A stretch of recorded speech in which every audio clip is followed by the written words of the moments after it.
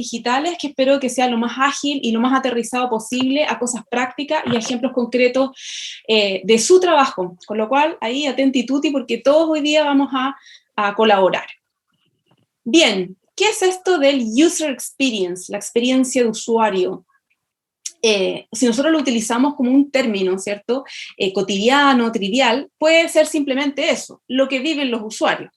Pero la verdad es que se trata de una disciplina muy joven, que nació por ahí por el año 97, ya voy a explicar de dónde viene, los próceres, los antecedentes, pero que finalmente se enfoca en hacer un diseño de productos, de servicios centrado en las personas, centrado en los humanos. Nuevamente, ¿cierto? Esta lámina que he proyectado anteriormente se enfoca en el behavior, en el comportamiento, en cómo las personas finalmente en los hechos, a través de su conducta, se desenvuelven y se considera no solamente, ¿cierto?, ese resultado, sino que también ese contexto y lo que está envolviendo esa relación. Y eso tiene que ver con su opinión, pero sin duda también lo que siente, sus emociones y su relación en la interacción. Lo que hace el User Experience es estudiar, sobre todo, ¿cierto?, esta mirada muy conductual, un poco cansado de los investigadores de tanto estudio de percepción, de opinión. Durante la década 80, los 90, estuvimos invadidos por muchos grupos focales, por focus group, donde al final lo que se ha visto es que cuando un grupo de personas, ¿cierto?, de 5 o 10 personas, yo no sé si ustedes han participado de algunos grupos focales, están opinando sobre un nuevo producto, un nuevo café, un nuevo lo que sea, la verdad es que es muy desde la comodidad de un asiento, es muy desde una postura, ¿cierto?, como un poco abstracta, y no realmente si esa persona estaría dispuesto a comprar ese café, estaría disponible para comparar precios, calidades, etcétera, con cafés de la competencia, y además tiene una visión muy de laboratorio, ¿ya? Disculpen, me estoy poniendo el chaleco porque me doy cuenta que, claro, me puse la blusa equivocada. Cuando vayan a la tele, ustedes y sean famosos, nunca, nunca se pongan camisas de raya, porque las rayas, lamentablemente, las ondas las perciben de manera distinta y se reflejan de manera distinta. Entonces, chirrea, se genera ruido Ese comunicacional. efecto se llama moiré. Moré, muy bien, gracias. Gracias, Daniel. Se diseña entonces centrado en las personas, centrado realmente en el cliente, y de esa manera una parte solamente de las personas es la percepción, es su opinión, pero solamente un aspecto, no todo.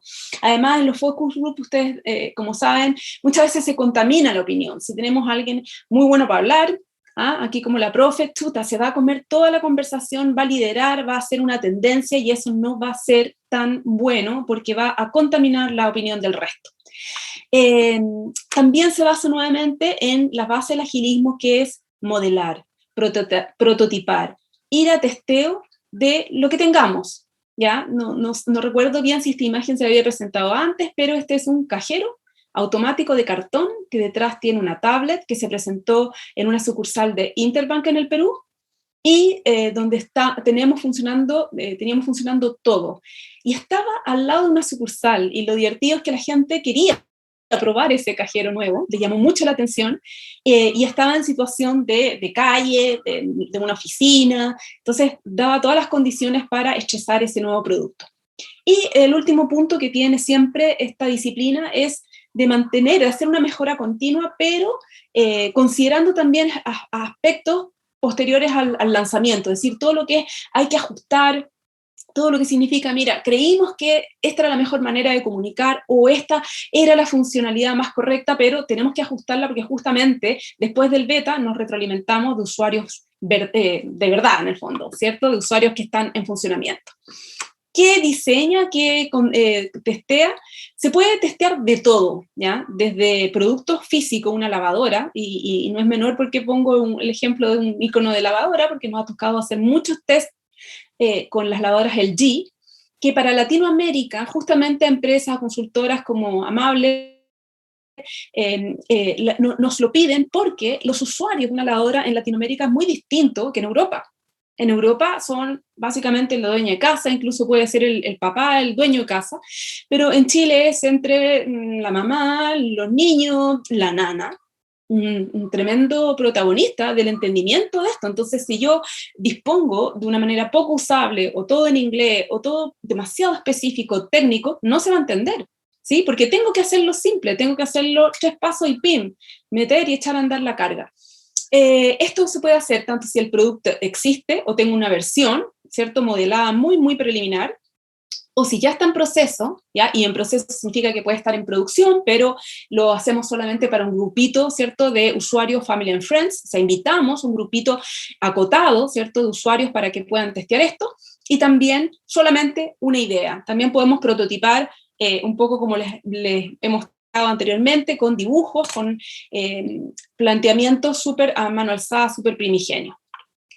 ¿Quiénes en el fondo testean? Los usuarios, los potenciales usuarios, ¿y para qué? Para poder demostrar si estas interfaces, estas soluciones, estos productos que estamos diseñando efectivamente son eficaces. Yo puedo construir algo, pero no conseguir la tarea que la persona se propuso realizar. Néstor quiere viajar y quiere comprar un pasaje de avión. Si Néstor se demora mucho en esta tarea, tampoco se va a cumplir el principio, ¿cierto?, de eficiencia. O sea, si él, no sé, está 3 horas en la web, no va a conseguirlo.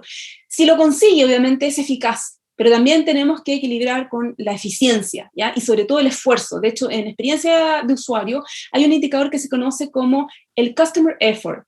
El Customer Effort es cuánto esfuerzo a ti como usuario te implica. Si al final, para matricularse, los estudiantes tienen que recurrir a la mesa de ayuda o algo adicional, realmente no estamos cumpliendo muy bien con esos conceptos o ese valor de eficiencia. ¿Para qué? Para ir a la satisfacción, que finalmente redunda en recompra, en recomendación, en agradecimiento por parte de los usuarios. Le había comentado que esta disciplina es bastante joven, donde surge en el año 96, un arquitecto de casas, de edificios, que se llama Richard Saul Wurman, se le ocurre y piensa un modelamiento muy inspirado justamente en los planos, ¿cierto?, y en la manera de trabajar en arquitectura, para llevarlo al mundo electrónico, al mundo digital. Y entonces él crea esta nueva disciplina, que su base es Information Architecture. Esa es la disciplina de origen. Y él habla de los arquitectos de información para poder explicar, ¿cierto?, como una disciplina que tiene que desenvolverse y hacer que los usuarios naveguen por este tsunami de datos, ¿cierto?, que son todos los sitios web, toda la información que está en la web, y orquestarla, organizarla. Él es los primeros que dice, bueno, tienen que haber menús, ¿cierto?, para acceder a la información, tienen que haber sistemas taxonómicos organizados, con variables de análisis comunes, para que la gente diga, ah, perfecto, acá están las categorías, acá yo puedo buscar, acá esto es un botón, y entonces eso lleva a otra acción. Empiezan a crearse y a fundamentarse las primeras interacciones por la web. Y ya en el año 99, este señor, no sé, Daniel, me imagino lo conoces, sienta las bases de como las tablas de la ley respecto de lo que tenía que hacerse en la web. El Designing Web Usability fue realmente nuestra Biblia para poder decir, en términos de diseño web, esto corresponde, esto no. Y empezaron a crearse los primeros estándares. Por ejemplo, azul y subrayado. Todo el mundo entiende que azul y subrayado es un link, ¿cierto? Te va a llevar a otra página. Por ejemplo, botón. Un botón tiene que llevar a una acción. No puede llevar a otro link. Un botón es para un formulario, un botón es para buscar, un botón es porque se te va a levantar un cuadro de diálogo donde yo tengo que completar información, es decir, tiene una lógica bastante transaccional. Y así se fueron estableciendo entonces los primeros fundamentos, también con su socio, con Donald Norman, que él viene mucho más del mundo del diseño industrial, desde la lógica de productos, para entonces llevar esta analogía, esta tetera, y su gran libro The Design of Everyday Things, y que en el uso cotidiano de los elementos tenemos que considerar la ergonomía, ¿cierto?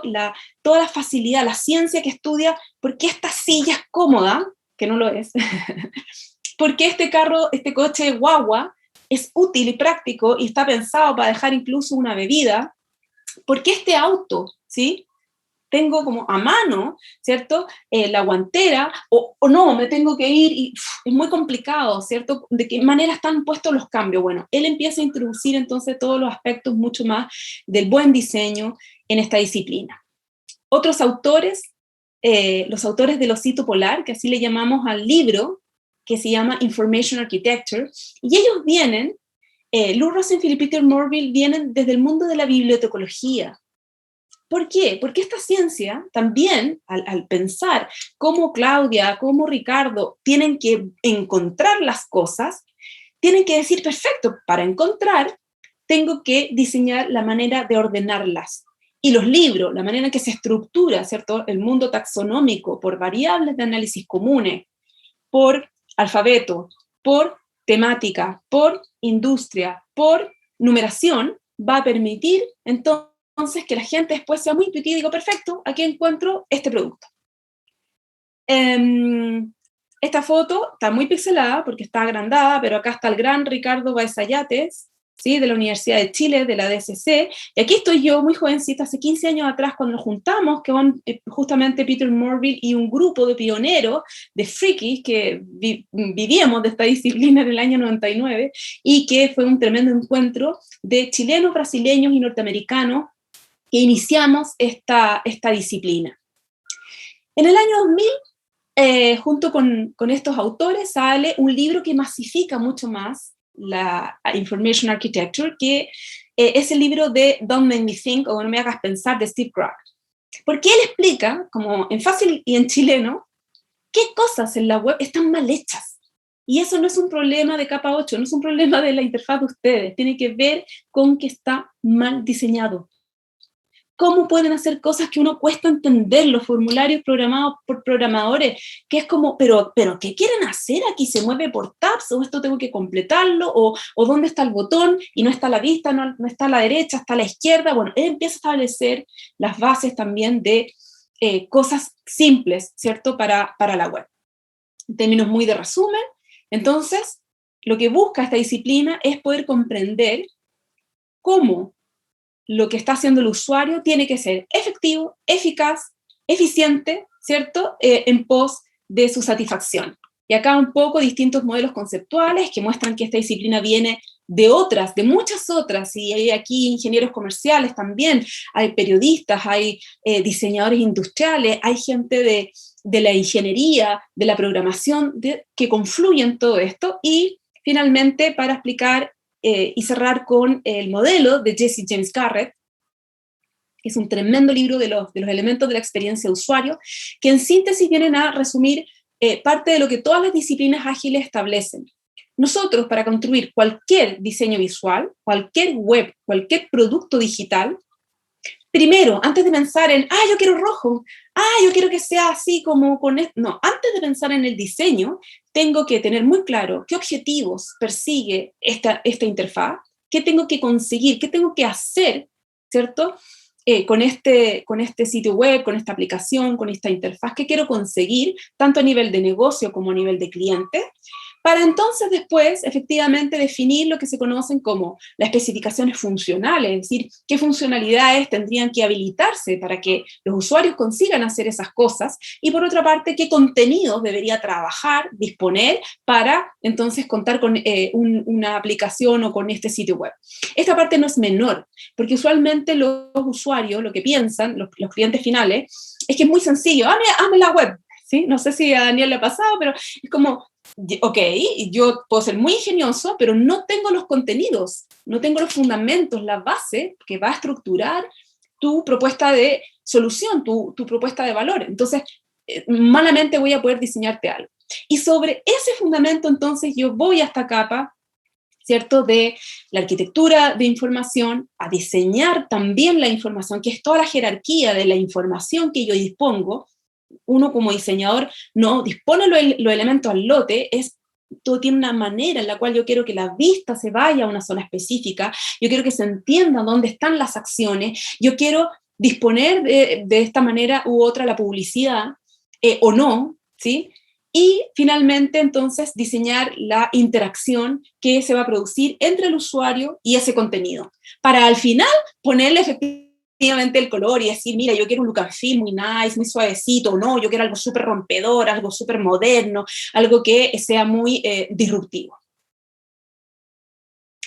Lo más importante es que todos estos research, todos estos estudios se hacen en situación de uso, lo más posible, ¿sí? Como este que les mostraba el Transantiago, ojalá en la calle, ojalá lo menos en laboratorio. Este era el caso del ATM, ¿cierto?, peruano, donde incluso estando en la calle, la cámara que teníamos, nosotros teníamos una cámara típica con trípode, nos falló. Y eso pasa. Y plan B, plan Z, poner el celular de uno de los facilitadores que estaba haciendo ese test. Casi que está pegado con scotch, no sé si lo ven, pero fue así, improvisar, porque estábamos en situación de calle, y es muy bueno, porque realmente probamos y achuzamos las cosas como son. También ejemplos de muchos testeos, sobre todo los sitios que están tratando de migrar usuarios, es decir, que los estudiantes quizás no hagan ese proceso en forma presencial o en forma asistida, sino que realmente lo hagan a través de una aplicación o por el sitio web. También se hacen muchos de estos trabajos en situación de uso. Y nosotros como investigadores tenemos acceso a sus dispositivos, ¿ya?, para poder navegar y poder testear y poder realizar esto. De hecho, todas estas sesiones se graban, se graba todo el clicaje de la navegación, por dónde pasaron, qué zonas incluso de calor fueron las más visitadas o miradas, y también su video, ¿ya? Y todo esto al mismo tiempo. Ya estas tecnologías existen hace mucho tiempo.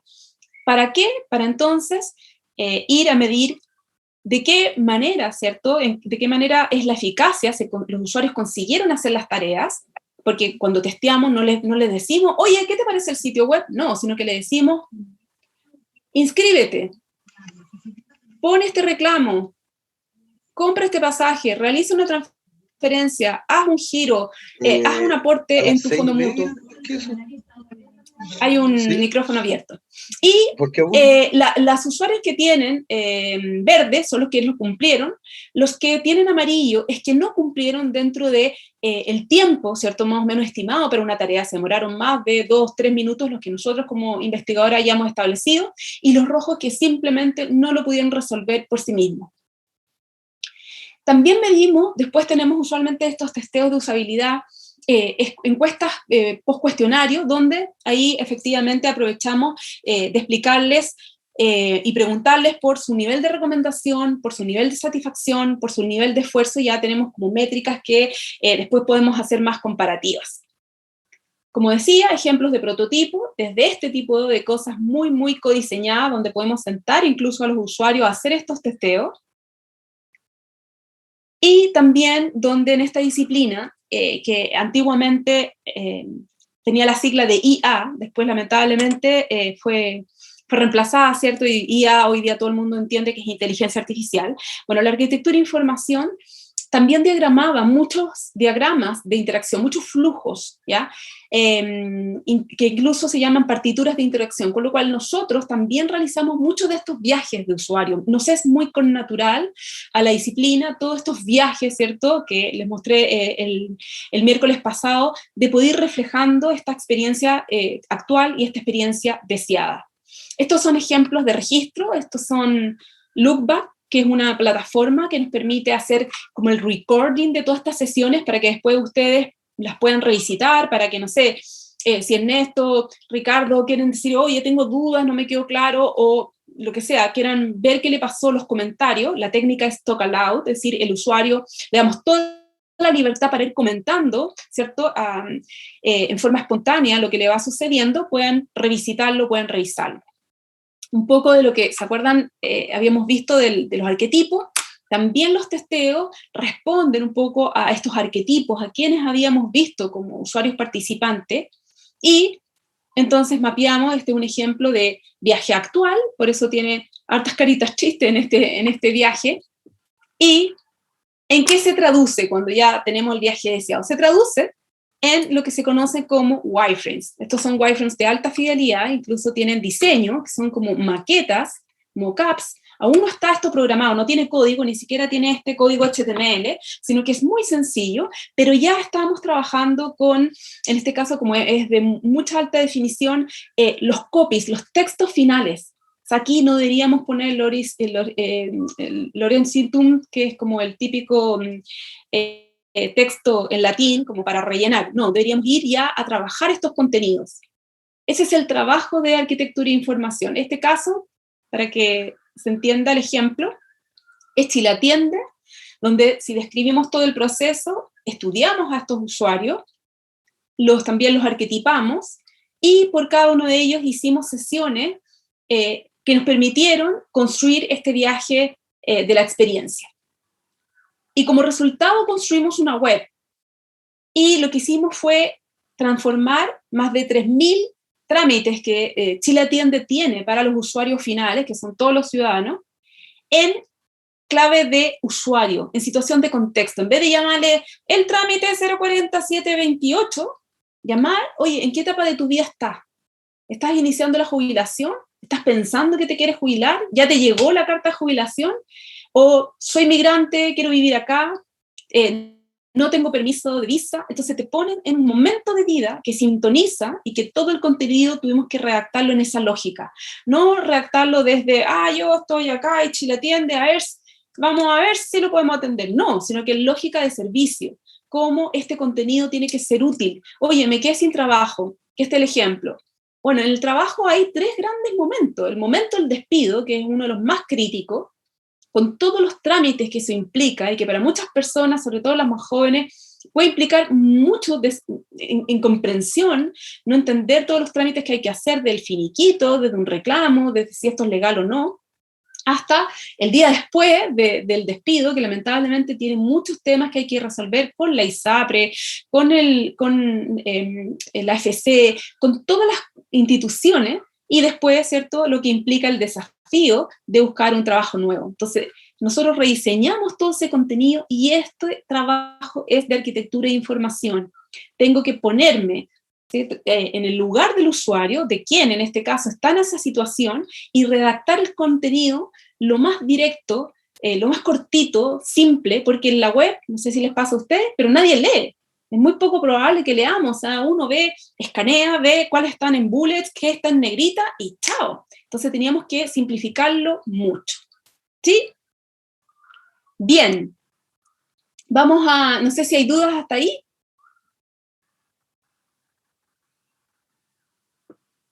¿Preguntas?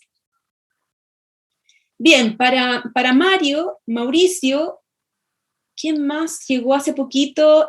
No sé si Ricardo Bascur. Comentarles que al inicio de la clase estábamos en un ejercicio, ¿ya? Que consistía en autoevaluar competencias, hacer como un autodiagnóstico de competencias digitales. Ahí está, por si acaso. Ahora nos vamos a ir a salas, a duplas, que Laurita nos va a separar en forma aleatoria, para que ustedes tengan 10 minutos con su dupla y puedan comentar cuál es la situación, cómo respondieron este cuestionario de las competencias. Yo no le he contado nada de las competencias digitales, no es que tengan que ser adivinos, sino que, desde el espacio que ustedes conocen, desde lo que a ustedes les ha tocado trabajar, ¿cómo llegan a esto? ¿Qué cosas les es un poco más complicada? Vamos a tener estos 10 minutos y volvemos al plenario. ¿Dudas? ¿Preguntas? Bien, ya Laurita, si los puedes formar entonces en duplas. Listo.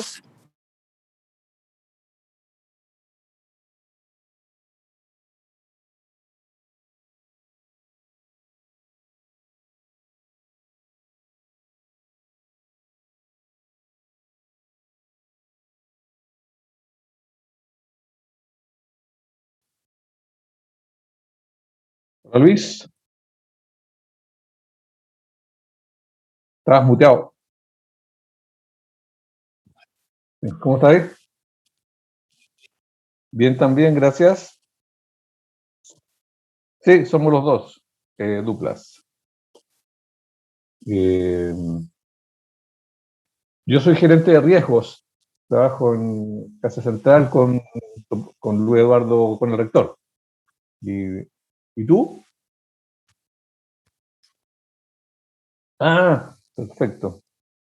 Sí, hemos trabajado varias cosas ahí con Waldo de PeopleSoft o el equipo de ustedes, PeopleSoft, sí. Sí. Perfecto.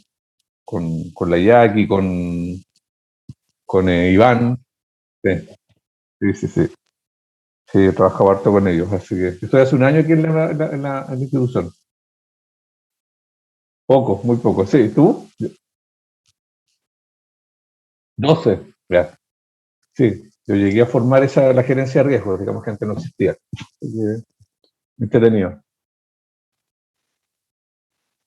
Sí, riesgo integral. Y estamos partiendo ahora este año con riesgo tecnológico. De hecho, se incorporó una persona ahora en enero, Andrés Rodríguez, que ha estado trabajando con varios de ustedes. Digamos. Bueno, con el que más ha trabajado es con Rubén Vergara y con Ronald Zapata, con ellos dos.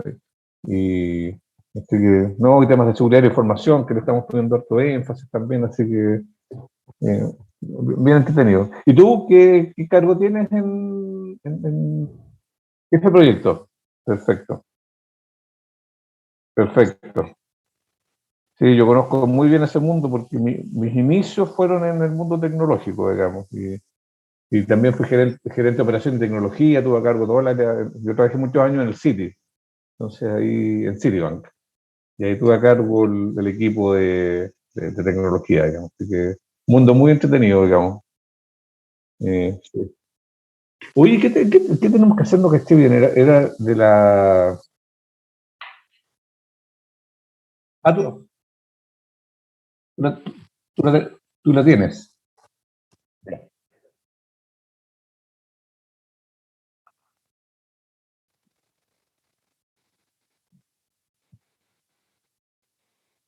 Sí, directo, lo tengo como internalizado, digamos, yo no consulto un libro, no, Google es mi mejor amigo, digamos, o sea, yo creo que la cantidad de veces en el día, de hecho en reuniones con amigos, de repente estamos comentando algo, no duda vamos a Google. Eh, sí, ¿tú también? No, no, no, no, sí, es, sí, lo único malo que de repente como que la búsqueda las ordena de una forma es que como que te induce a ciertas cosas, digamos. O sea, no, sí. Exactamente. Sí, sí, sí, exactamente. Sí, exactamente. Sí. ¿Ah? O sea, yo no me meto a cuando tiene links, no me meto a cualquier sitio, digamos. O sea, no, veo que sí, sean sitios más o menos confiables y no me quedo con la primera opinión, digamos. Generalmente veo dos o tres, digamos. Entonces las contrasto y que sean de sentido común, digamos. De hecho, una de las primeras cosas que da siempre es Wikipedia, pero Wikipedia tampoco confío tanto porque es una enciclopedia libre, digamos, que ahí cada uno pone lo que se le ocurre, exactamente. Entonces, yo lo que trato es de contactar, nunca quedarme con un solo sitio, digamos, y que sean sitios más o menos conocidos. ¿Y en tu caso cómo lo haces?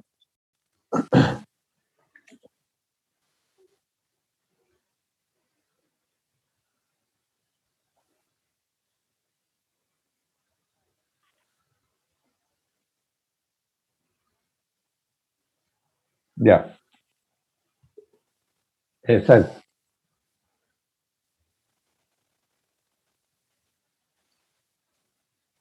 Hola, hola, buenos días.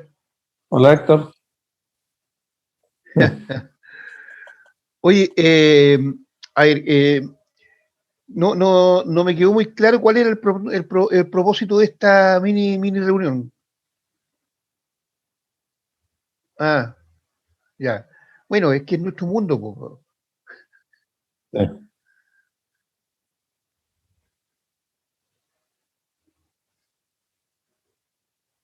Ahora, yo sí, las que tengo acceso, digamos, no accedo a todas las redes sociales, pero sí las uso, digamos. Sí, yo en creo que es una forma muy fácil de llegar, digamos. O sea, y sobre todo de consultar, digamos. O sea, por ejemplo, yo soy usuario de Twitter y de Instagram, pero yo no publico nada, digamos. O sea, es solo para buscar noticias o tendencias por donde van, digamos. Sigo solo algunas cosas. Y cuando me comunico a través de una red social, es más en un ambiente de confianza, vía WhatsApp, que yo sé que quienes están detrás de eso, digamos, o grupos reducidos de personas. Cuando son grupos muy grandes, en general no comento muy poco, digamos, porque las redes sociales, claro, tienen la ventaja de que uno llega a mucha gente, pero no sabes qué uso le pueden dar a lo que tú dijiste, digamos, a lo que quieres hacer. Entonces, estoy medio desconfiado en ese sentido, digamos. No sé, en tu caso. Claro, exactamente. Sí, claro.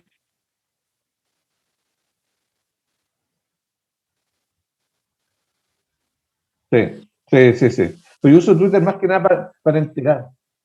Sí, sí, sí. Yo ahora, mira, me ha dado por cocinar y me metí en algunos, con Instagram hay gente que publica muchas cosas así, recetas y cuestiones que las sigo por ahí, digamos, pero para eso, digamos. Sí, TED, por ejemplo. Mira. Sí, Mira, la verdad que yo uso harto el tema este de las redes sociales, digamos, sobre todo, digamos, yo uso mucho el WhatsApp porque, a ver, la ventaja que me da, digamos, es que yo puedo establecer conversaciones, digamos, sin tener respuesta inmediata. Yo creo que eso es súper importante esta cosa, porque antes de la existencia de esta herramienta, digamos, uno llamaba por teléfono y si la otra persona no estaba quedada y listo ahí, y se acabó el tema, digamos. En cambio, con un sistema sincrónico, la ventaja es que yo inicio la conversación y puedo esperar 4 horas a que me respondan, y la otra persona sabe que claro. puede esperar otras 4 horas que yo le responda. Entonces, y eso es súper práctico porque en el fondo, digamos, si bien no tengo respuesta inmediata, yo sé que la cosa va caminando. Entonces, en ese sentido, digamos, yo soy muy adicto, digamos, a todas las aplicaciones de redes sociales, a la mayoría, Telegram, no sé, el WhatsApp, al Facebook, al Messenger, todo lo que se pueda usar de cierta forma, digamos, yo lo uso. Y lo usas para buscar para que te den información, digamos, intercambiar información. El papá Google para todo sirve, pues. El Mm. papá Google me da respuesta de lo que quiera, digamos. Sí, pues, sí, eso ya lo comentamos. Sí. Claro.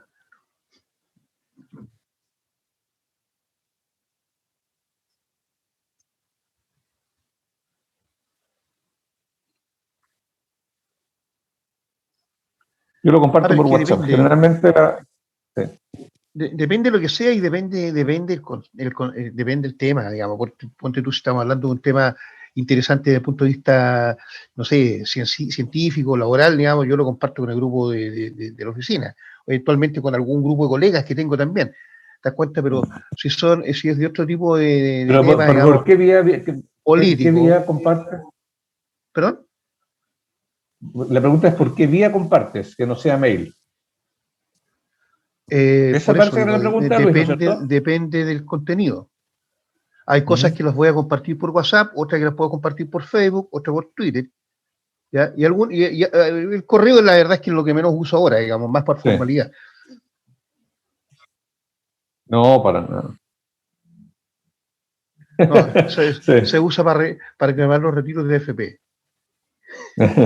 Claro, Porque es lo único que lo voy a usar, digamos, porque como no hay una dirección de correo física al otro lado, digamos, no te queda más que optar por el enlace que pone en la página, digamos, y ahí ya, y te respondes por correo. Eso es lo único, el único uso que tiene, digamos.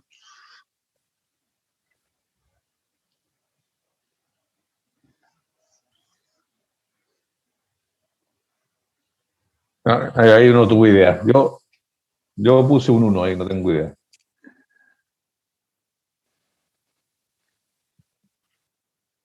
No, yo creo que tiene que ver con el rastro, yo creo que eso, yo creo que eso va enlazado con el tema de seguridad, ¿ya?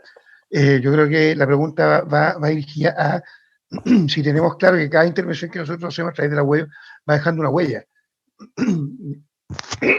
perdón, va dejando una huella, digamos, que en el fondo que se puede rastrear, ¿ya? Que se Los puede llegar cookies. hasta nuestro origen. Eso, o sea, en el fondo pueden llegar a mí, aquí donde estoy sentado, claro. Yo creo que va por ese Sí, lado, digamos.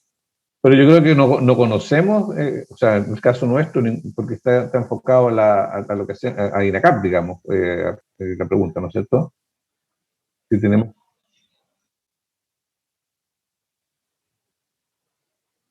Bien. Pero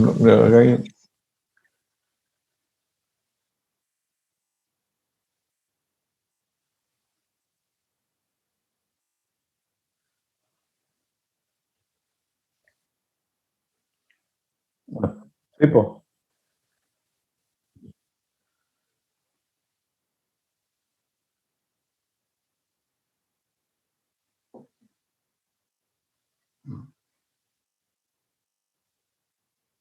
Exactamente.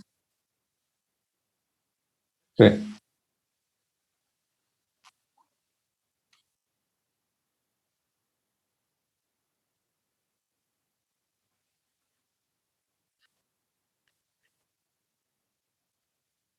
exacto.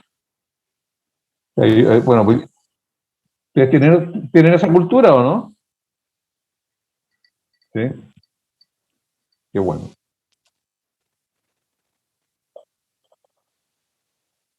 Yo también. Institucional. Ujú. Sí, esa es una muy buena práctica. Sí, por supuesto. Ya. Y hace cuánto Nos segundo, quedan ya. 41. ¿Qué falta?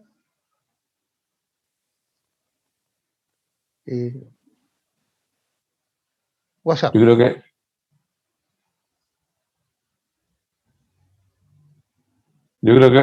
creo que las dos están muy relacionadas. Yo creo que aquí en INACAP tenemos una cantidad de herramientas digitales buenas que le sacamos muy poco provecho.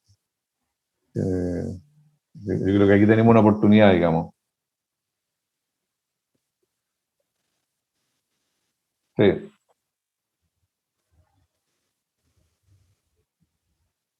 Claro, hoy día cuando compartimos un archivo, siempre lo compartimos por mail, adjunto, y podríamos usar trabajo colaborativo mucho más eficiente a través de Teams o de SharePoint, y lo usamos muy poco.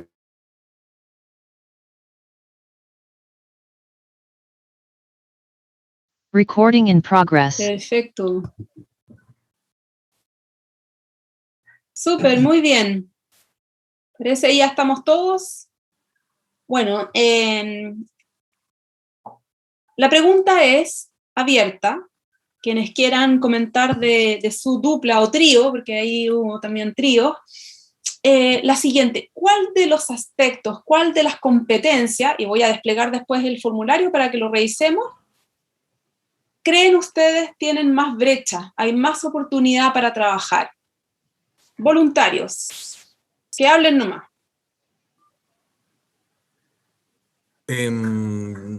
Mariolillo, yo creo que todo, Perfecto. la verdad. Porque básicamente lo que tiene que ver con todo el tema de la era digital, yo siento que en ACAP todavía, o sea, ya estando en el 2021, siento que todavía estamos como un poquito atrás. Ojo, el formulario se lo aplicaron como INACAP, porque es una competencia individual, son las competencias tuyas como trabajador.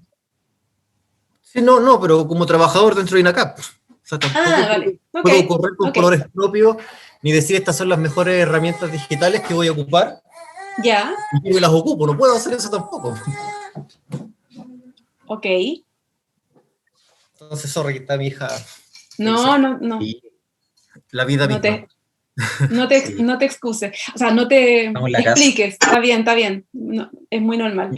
Y ahí, Mario, solo para entender, cuando dices, en el fondo no estamos preparados porque no nos entregan las herramientas, no estamos preparados porque cambia mucho la tecnología rápidamente. ¿Cuál es un poquito?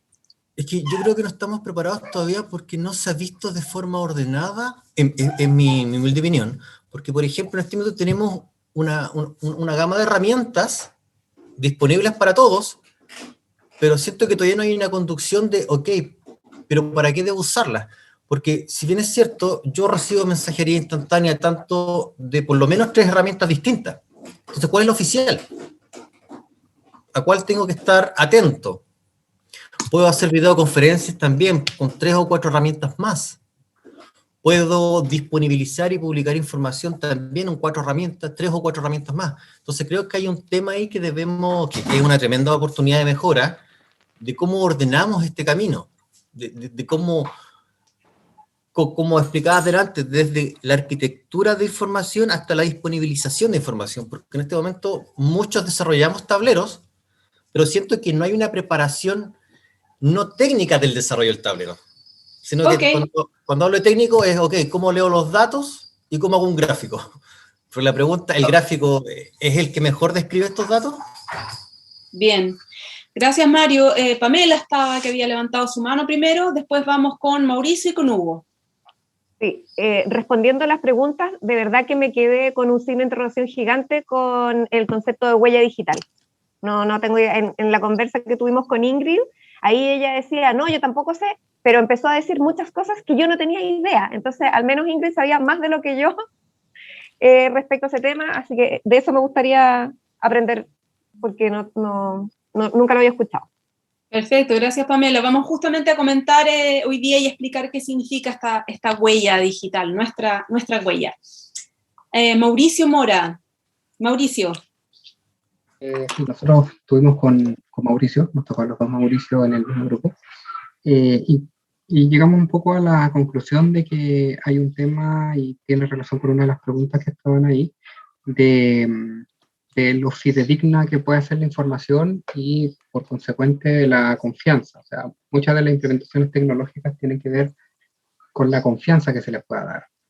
Si tú empiezas a publicar noticias falsas, nadie te va a creer después y ya la información se vuelve un recurso que no es útil ni confiable. Lo mismo ocurre con las personas. Ahora con la pandemia todo el mundo se dio cuenta de que la gente, si se quedaba trabajando en la casa, no se iba a levantar a las 11 de la mañana y a trabajar hasta las 2, sino que en realidad produce mucho, quizás más que en lo presencial. Entonces hay una componente de confianza de la información y de las personas que tiene que trabajarse y comunicarse para pasar a que los recursos digitales sean útiles y válidos. Gracias. Muchas gracias. Muy buen punto. Vamos a también abordar eso. Hugo. Sí, gracias María Luisa. Contestando a tu pregunta, yo creo que donde más tenemos oportunidades es fomentar el trabajo digital, porque lo que conversábamos en el grupo, que personalmente todos usamos redes sociales para diferentes formas, informarnos, compartir información, etcétera, etcétera, y diferentes tipos de redes sociales. Pero en la oficina, teniendo muy buenas herramientas para trabajo colaborativo, cosas que un poco también lo que decía Mario, no las usamos porque a lo mejor faltan directrices, nosotros seguimos cuando queremos revisar un archivo en Word mandándolo por mail, a lo más usamos controles de cambio, teniendo, no sé, a través de Teams o herramientas de trabajo colaborativo súper buenas, digamos. Entonces, las usamos muy poco. Y yo creo que en eso nos falta bastante. Y existe una muy buena cultura digital en muchas personas de la institución, pero no tenemos las directrices claras como para usarlo, digamos. Yo creo que eso es algo que debiéramos fomentar. Y nos facilitaría harto el trabajo a todos, digamos. Perfecto. Eso. Gracias, Hugo. Dos cosas. Tanto si ustedes alcanzaron a completarlo, como a quienes no lo cierren esa parte del browser, porque después vamos a justamente revisar competencia por competencia, con lo cual algunos términos que no les hayan quedado claros, anótenlo para resolverlo, porque después me pregunten. Llegan e interrumpen nomás. Yo a veces no es que no los quiera escuchar, sino que no los veo cuando expongo. Entonces ahí tampoco me permite ver si hay una manito levantada, así que mejor por voz me preguntan y me interrumpen. Y lo segundo es, sí o sí, por favor, todos terminen de contestar el formulario y envíenlo, porque una de las cosas que también Pilar y el área de recursos humanos de INACAP está tratando de saber es ese diagnóstico, ¿no?, general, esa autopercepción para movilizar aquellas cosas que se requieren después como a nivel de conocimiento, de herramienta o de lineamiento. Ahora, en términos muy generales y para cerrar este tema de competencias, a ir a un video inspirador, todas las empresas en general están hoy conviviendo con muchos software, con muchos canales, con muchos soportes, con muchos dispositivos herramientas que pudieran tener como las mismas funciones, ¿ya? Yo les puedo decir, ¿quién de ustedes para lo que es el chatear usan Messenger? No sé, yo no uso Messenger, ¿ya? Oh. Pero dentro de los ámbitos, ¿cierto?, como más laborales, ¿quiénes usan WhatsApp? Miren, ahí está Luis que sí, está Mauricio que sí, pero Néstor no, ¿por qué? Y ahí vamos a entrar a terreno, ¿cierto?, cuando revisemos cada una de estas competencias en detalle, porque muchos entendemos que WhatsApp es personal. Entonces, si queremos entrar a un chateo, entendemos Teams. No sé si, Néstor, esa es tu explicación, pero hay muchos quienes como hacen ese entendimiento. Néstor, ¿cuál es tu explicación? O sea, yo hago la diferencia que la herramienta institucional es Teams. Y WhatsApp es mío porque el número telefónico es mío y mi vida privada no necesariamente está de la mano de la laboral. Así que marco muy fuerte la diferencia en los dos mundos. No permito yo comunicaciones laborales en mi WhatsApp. Ya, pero el mundo, ¿cómo es el mundo? Está muy bien, esto es un arquetipo, ¿cierto? Muy, muy común, la postura y la posición de Néstor. María Luisa, está Skype, que también es institucional. Claro, y todas las empresas lo tenemos, ¿no? Y todos los que están con Microsoft,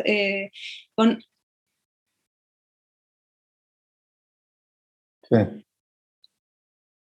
Muy bien, Sí, ese es el mundo líquido. Laboral.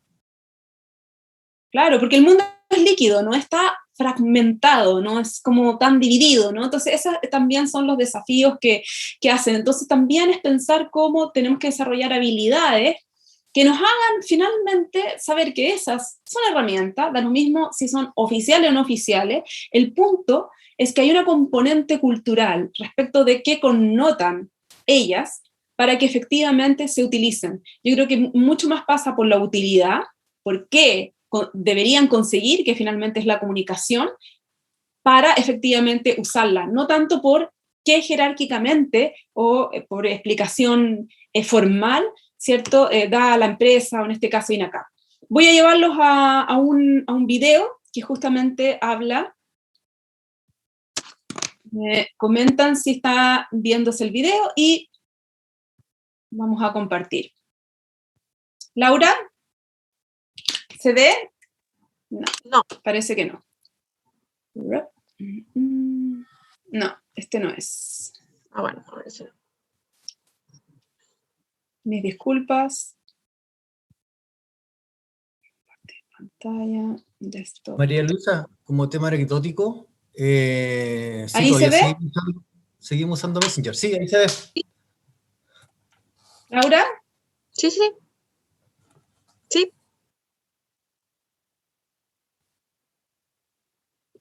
Ways in which technology really affects us, at least. Let me just give you these first three. The first one will be familiar to any of you who have ever heard the phrase, to a person with a hammer, everything looks like a nail. The objects we create focus our attention, they give us power, and we use that power. As Langdon Winner said, artifacts have politics. That may not look super political to you. Replace it with a gun or an atom bomb, and it immediately becomes incredibly political. Tools and technology affects us because we use it to shape the world around us. Look at this space we're in, or think of the Gothic Cathedral. To people entering a Gothic cathedral 1,000 years ago or 800 years ago, they could not speak the language of the institution they were entering, but they were nevertheless immediately informed what it means to be a human in that space. And modern technology today means we literally see through technology. I see through technology. I have contact lenses in today, which means my experience of the world is dramatically different than it would be otherwise. So I'm a cyborg in that respect. But now we have the opportunity to envelop ourselves in different ways.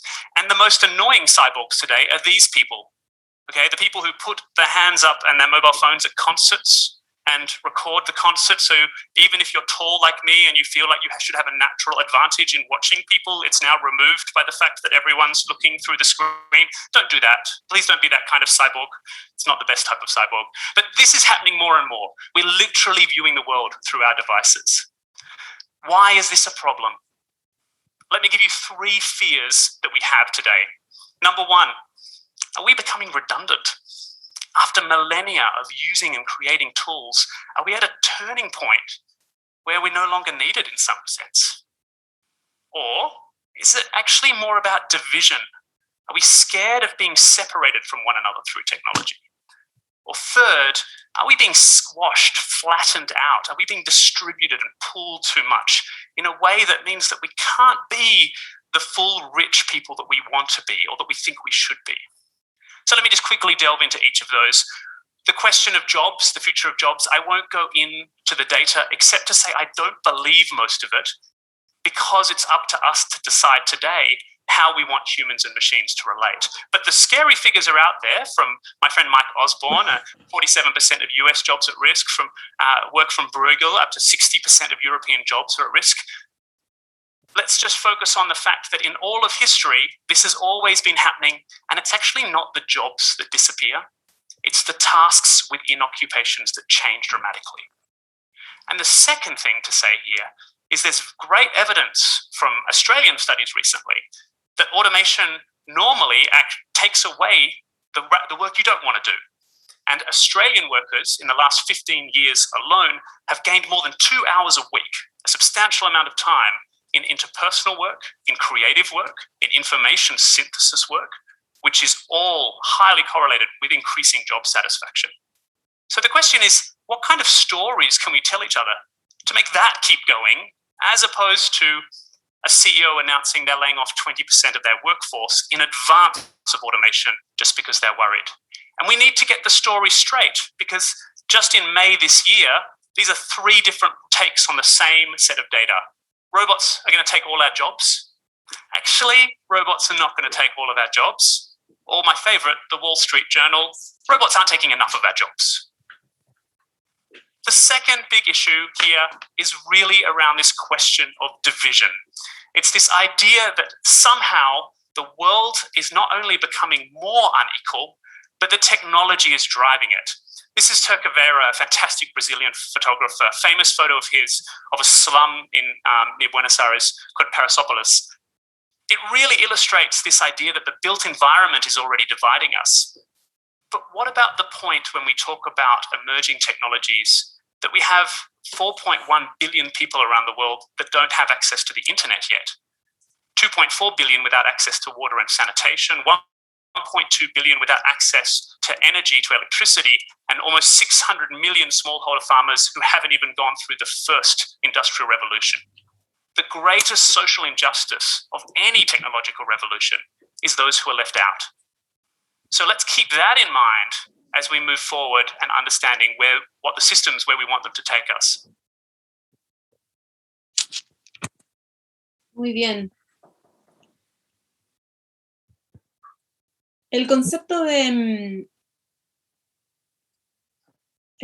estos trabajadores que entendemos o intentamos entender, ¿no? Que finalmente la tecnología es una herramienta y que el valor sobre cómo esta se aplica en un contexto y en un entendimiento y buscando, ¿cierto?, agregar valor, siempre va a ser la distinción respecto de un trabajo mucho más automatizado, mucho más mecánico. Ustedes no están necesariamente en una industria con esas características, pero sin duda que cualquier información o data que hoy día yo pueda procesar muy rápidamente con tecnologías de RPA, con tecnologías también de interfaz o comunicación como son los bots, se siente amenazante, ¿no? Se siente como en esa situación de, bueno, entonces, ¿qué me va a distinguir a mí respecto de un robot?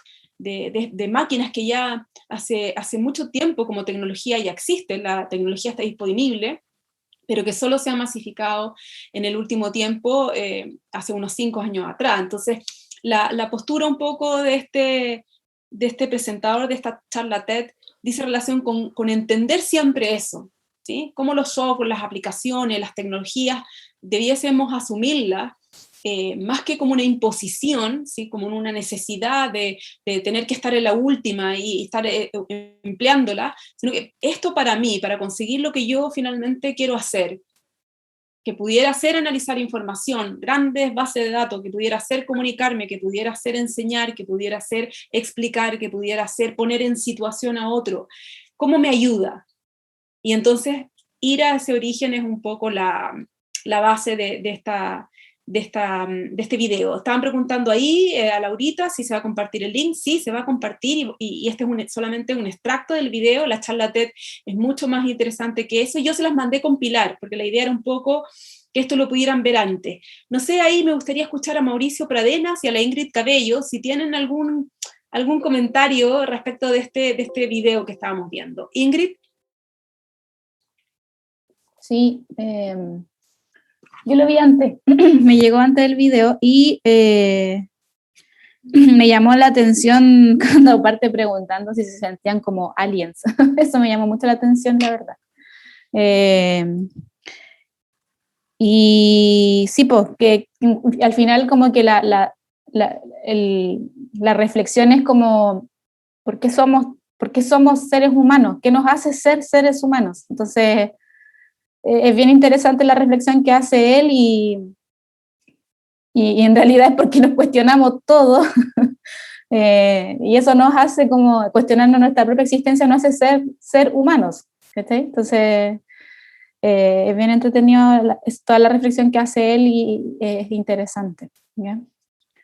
Eso. Yo creo que el comentario sobre el tema de los cyborgs dice relación con cuando las personas efectivamente, y uno podría estar, ¿cierto? 24/7 todo el tiempo conectados y muy, no sé quiénes trabajan y tienen 2 celulares, o gente que efectivamente, o muy con tecnologías, no sé, que están haciendo mediciones de nuestro comportamiento, desde un smartwatch, desde también alguna tecnología de realidad aumentada, claro, esa como uso como muy extensivo, muy intensivo, ¿cierto?, de tecnología, lleva este concepto como de cyborg, y que nos podría eventualmente un poco alienar, pero en el fondo es ese concepto de pensar que hoy, fruto de la pandemia, se han perdido millones de trabajos en los Estados Unidos y han sido reemplazados por muchas de estas tecnologías, por RPA, por bots, por tecnologías nuevas, pero también pensar que se estima que aquí al 2023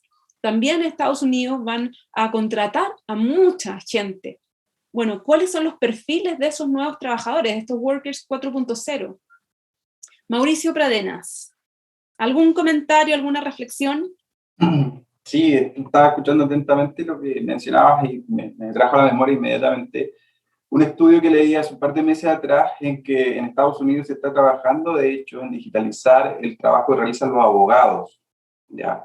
Que eran una de las profesiones que eran antes como impensado decir, oye, jamás la tecnología va a reemplazar a un abogado. Y bueno, hoy día ya ellos están trabajando en virtud de todo el historial de casos que se han trabajado en la Corte, en establecer ciertos parámetros para automatizar ciertas decisiones y un poco no depender de los abogados para y así otras profesiones que también antes eran impensadas, hoy día se han ido digitalizando y una realidad a la cual tenemos que adaptarnos, y no es primera vez que nos pasa en la humanidad, ¿cierto? Muchos labores que antes se realizaban debido al desarrollo tecnológico fueron quedando de lado, y eso es un hecho histórico. Gracias, Mauricio. Justamente el tema de las leyes, que uno podría decir, pero ¿cómo? Si se supone que hay que aplicar criterios o no se puede, las leyes se interpretan, ¿no? El punto es que lo que están haciendo es poder hacer gran lectura de muchos oficios. Los robots están ayudando, en el caso del tema de las leyes, para leer grandes cantidades de oficios y encontrar consistencias o inconsistencias, hacer resúmenes de la información, o sea, todo lo que es lectura como tonta, comillas, ¿cierto?, abultada, de muchas cifras agregadas, también poder tener como el dato. Obviamente a la hora de interpretar, ahí está la gran diferencia, el diferencial de agregado del ser humano. Mauricio, te escucho. Mauricio Mora. Sí. Yo creo nuevamente que va en un tema de comunicación, en cómo se comunica la tecnología. Y es un tema de comunicación en distintos aspectos, desde nosotros que, abro comillas, vendemos educación, vendemos mal las carreras de tecnología. Por ejemplo, si tú le preguntas a alguien que quiere estudiar medicina, ¿por qué quieres estudiar medicina? Esa persona te va a responder porque quiero ayudar a las personas, no quiero que se muera la gente, qué sé yo. Pero nadie te va a decir, quiero estudiar medicina porque quiero abrir personas, porque quiero cortar brazos y porque quiero inyectar a la gente.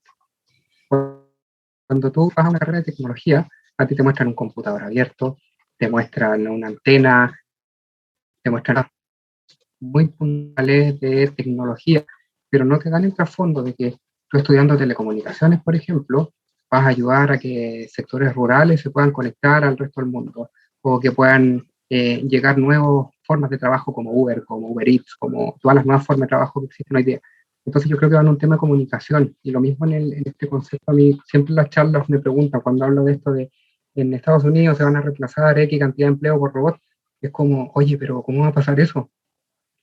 Y eso ha pasado toda la historia, y la verdad es que la forma en que se comunica yo creo que no es la correcta. No es lo correcto decir se van a reemplazar empleos, van a existir nuevos y mejores empleos, y plataformas de delivery, de comida, de un montón de cosas que existen. Se han ampliado la cantidad de empleos muchísimo. O sea, en este momento, si uno se queda sin trabajo hoy día, mañana te puedes registrar en Corner Shop y empiezas a trabajar en otra cosa. Pero no se comunica de esa manera. Y ahí siento que hay una falencia global de comunicación tecnológica.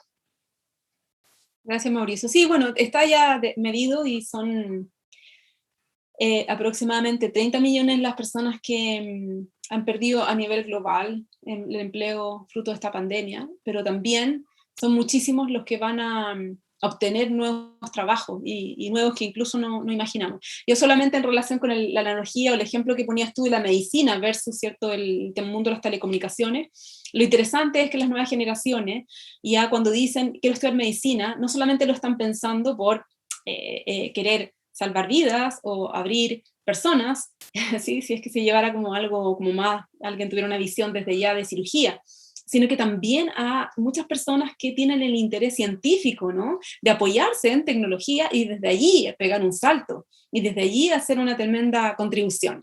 Bien, vamos entonces a revisar estas competencias una a una, y aquí sí necesito en el fondo toda su oreja, pestaña y ceja, porque vamos a ir para efectivamente hacerlo más entretenido, más dinámico, vamos a ir poniendo ejemplos de cada uno, y voy a ir un poco moderando los ejemplos para que no nos extendamos en el tiempo. Así que, primero, estas son las competencias digitales, ya formales, sobre las cuales incluso Circular en su momento hizo un estudio, ya, de madurez digital de las compañías, en las cuales estas 8 competencias son las que debiéramos mirar.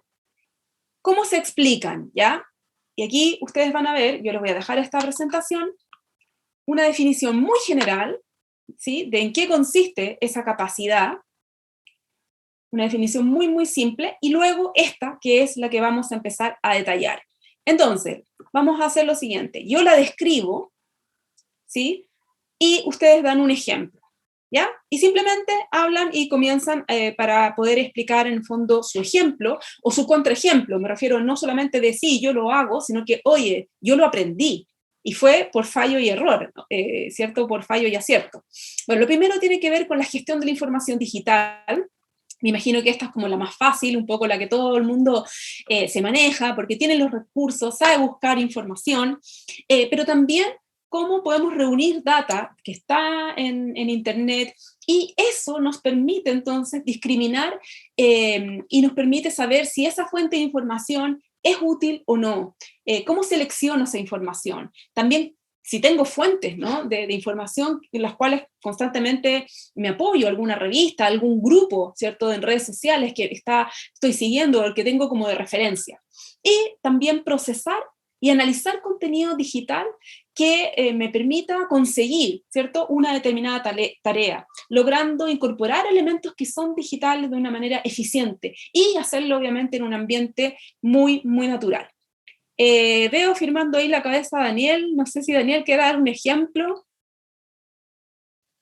O sea, bueno, en el fondo desde Google Drive a todas las herramientas que nosotros tenemos hoy día para poder abastecer este pool.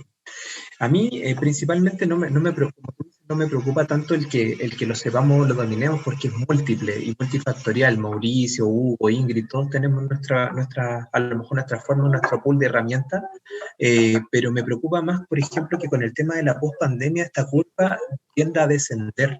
Cuando lo retornemos, tienda como a descender el nivel de desarrollo en el que estamos, porque hemos logrado adelantar harto, y todos los que no tenían tanta alfabetización digital han tenido que subirse a este carro y lograr encontrar como esta gestión de información oportuna. De hecho, todo hoy día lo hacemos a través de un enlace, pero cuando regresemos a lo mejor a esta presencialidad, quizá a lo mejor vamos a volver este planillismo extremo, ¿cachai? De estar procesando Excel como lo estábamos haciendo hace un buen rato. Entonces, eso es lo que me preocupa más.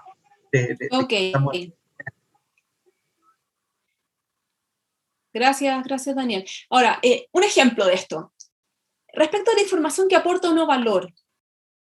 O sea, ¿qué realmente de las comunicaciones que tenemos, del contenido digital que estamos gestionando, que estamos creando, que estamos manejando, es realmente útil? ¿Qué cosas nos quitan tiempo? Son como unos ladrones de tiempo. Un poco a eso también va, ¿cierto? Identificar qué información realmente es verídica, ¿sí? ¿Cuál otras, sí, es información que no corresponde? Y yo creo que aquí también, sobre todo en los planos de la información, se ha hecho mucho eco de rumores o de cosas o de noticias, que igual que cualquier engaño, ¿no? Puede tener mucho formato de noticia, pero finalmente no lo es, y está simplemente haciendo pasar información incorrecta. Entonces yo creo que aquí a la base también está tener nuestras propias, como hacer esa colección de favoritos, de información verídica, sobre todo en nuestro ámbito de expertise, en el cual tanto los ejemplos que demos como los datos que estemos comunicando sean reales y no lo pasemos mal, no finalmente pasemos como una plancha, una vergüenza, ¿cierto?, de que esa información no es la correcta. ¿Alguna anécdota acá? Yo creo que este es el nivel como más conocido por todos, ¿cierto? ¿Sí? Bien, pasamos al segundo. El segundo tiene que ver con, efectivamente, poder comunicar en entornos digitales. Y aquí ya estábamos viendo la conversación, ¿cierto?, de con qué canales. Porque yo entiendo que Teams es lo oficial y WhatsApp no es lo oficial. Y aquí en la comunicación tiene que ver con si efectivamente estamos llegando al otro, a ese legítimo otro, ¿cierto?, que es la persona a la cual yo me quiero dirigir. Y que ese otro, ¿sí?, Hugo, Luis, Néstor, la Claudia, bueno, están entendiendo lo que quiero transmitir. Entonces, lo más importante es, y sobre todo hoy día que estamos mediados por tanta pantalla, y estamos trabajando así, y estamos asistiendo a cursos así, es como hacer esa misma comprobación que hacemos un poco con los estudiantes. Ok, me entendiste. A ver, dilo desde ti, explícamelo.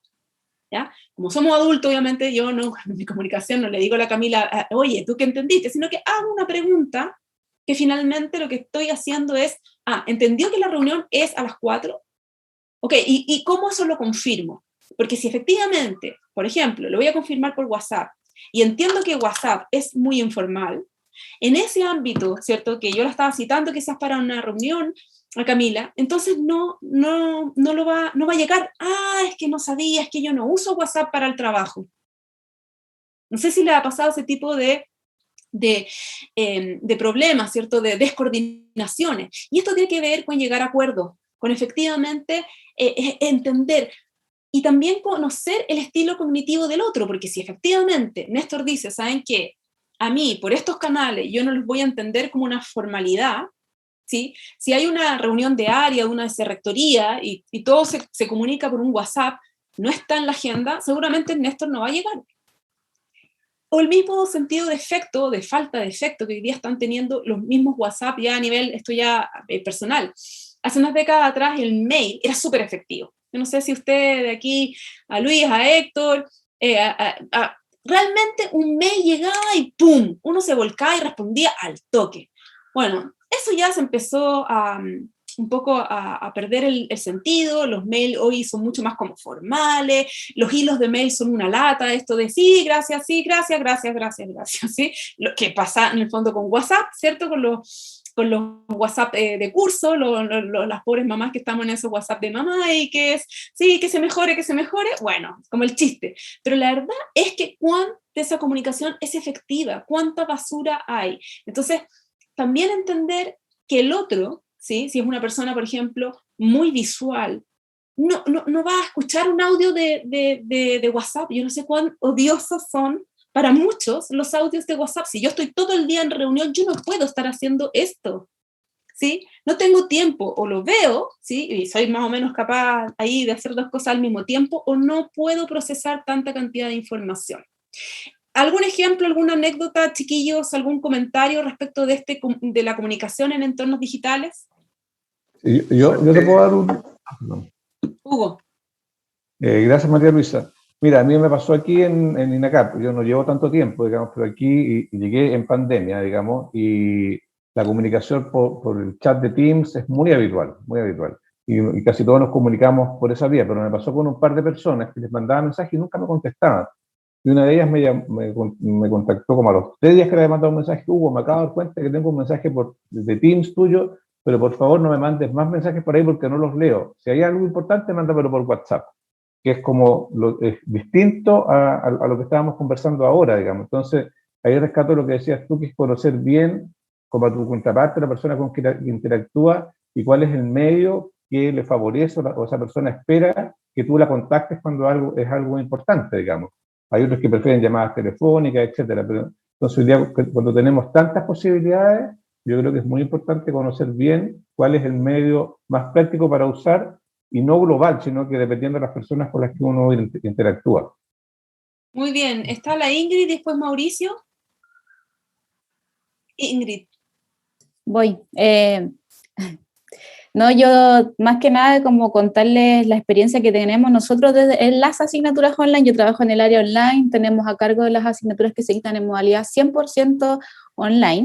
Y claro, ahí nos pasa con el tema del profesor, que es vital la forma de comunicar y de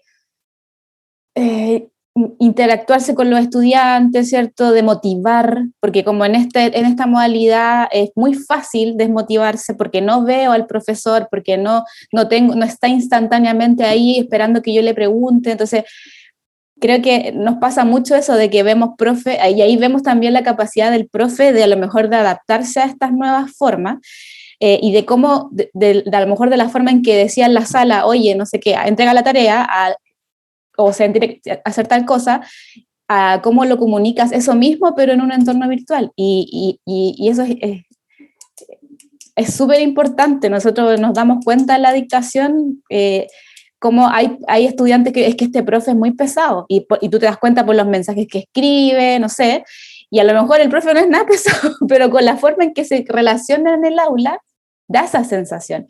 O las mismas reglas que hay de no escribir con mayúscula, o que el tema del color rojo. Entonces, y todo eso también es súper, y es un mundo que uno tiene que empezar a entenderlo y empezar a aplicarlo, y es todo un tema. O sea, yo me doy cuenta con los estudiantes cómo entienden o cómo ven o cómo miran al profesor dependiendo de cómo él se comunica en el aula. Entonces, es vital. Eso nos pasa a nosotros, por ejemplo, con el tema de la comunicación en entornos digitales con los estudiantes.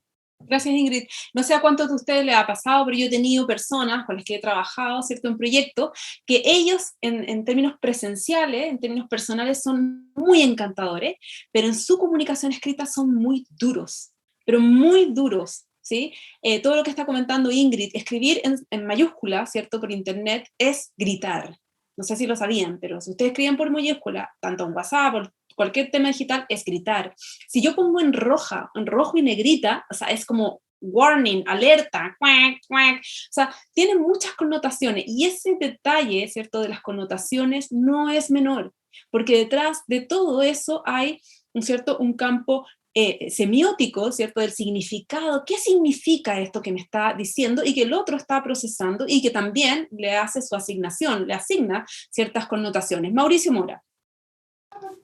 Sí, yo creo que en el tema de la comunicación en entornos digitales se agrega una componente que es el conocer a tu interlocutor, y se agrega un paso adicional en la comunicación, que es la pregunta de cómo nos comunicamos. Generalmente uno cierra una reunión y la última pregunta es ya, ¿cómo seguimos avanzando? ¿Cómo nos comunicamos?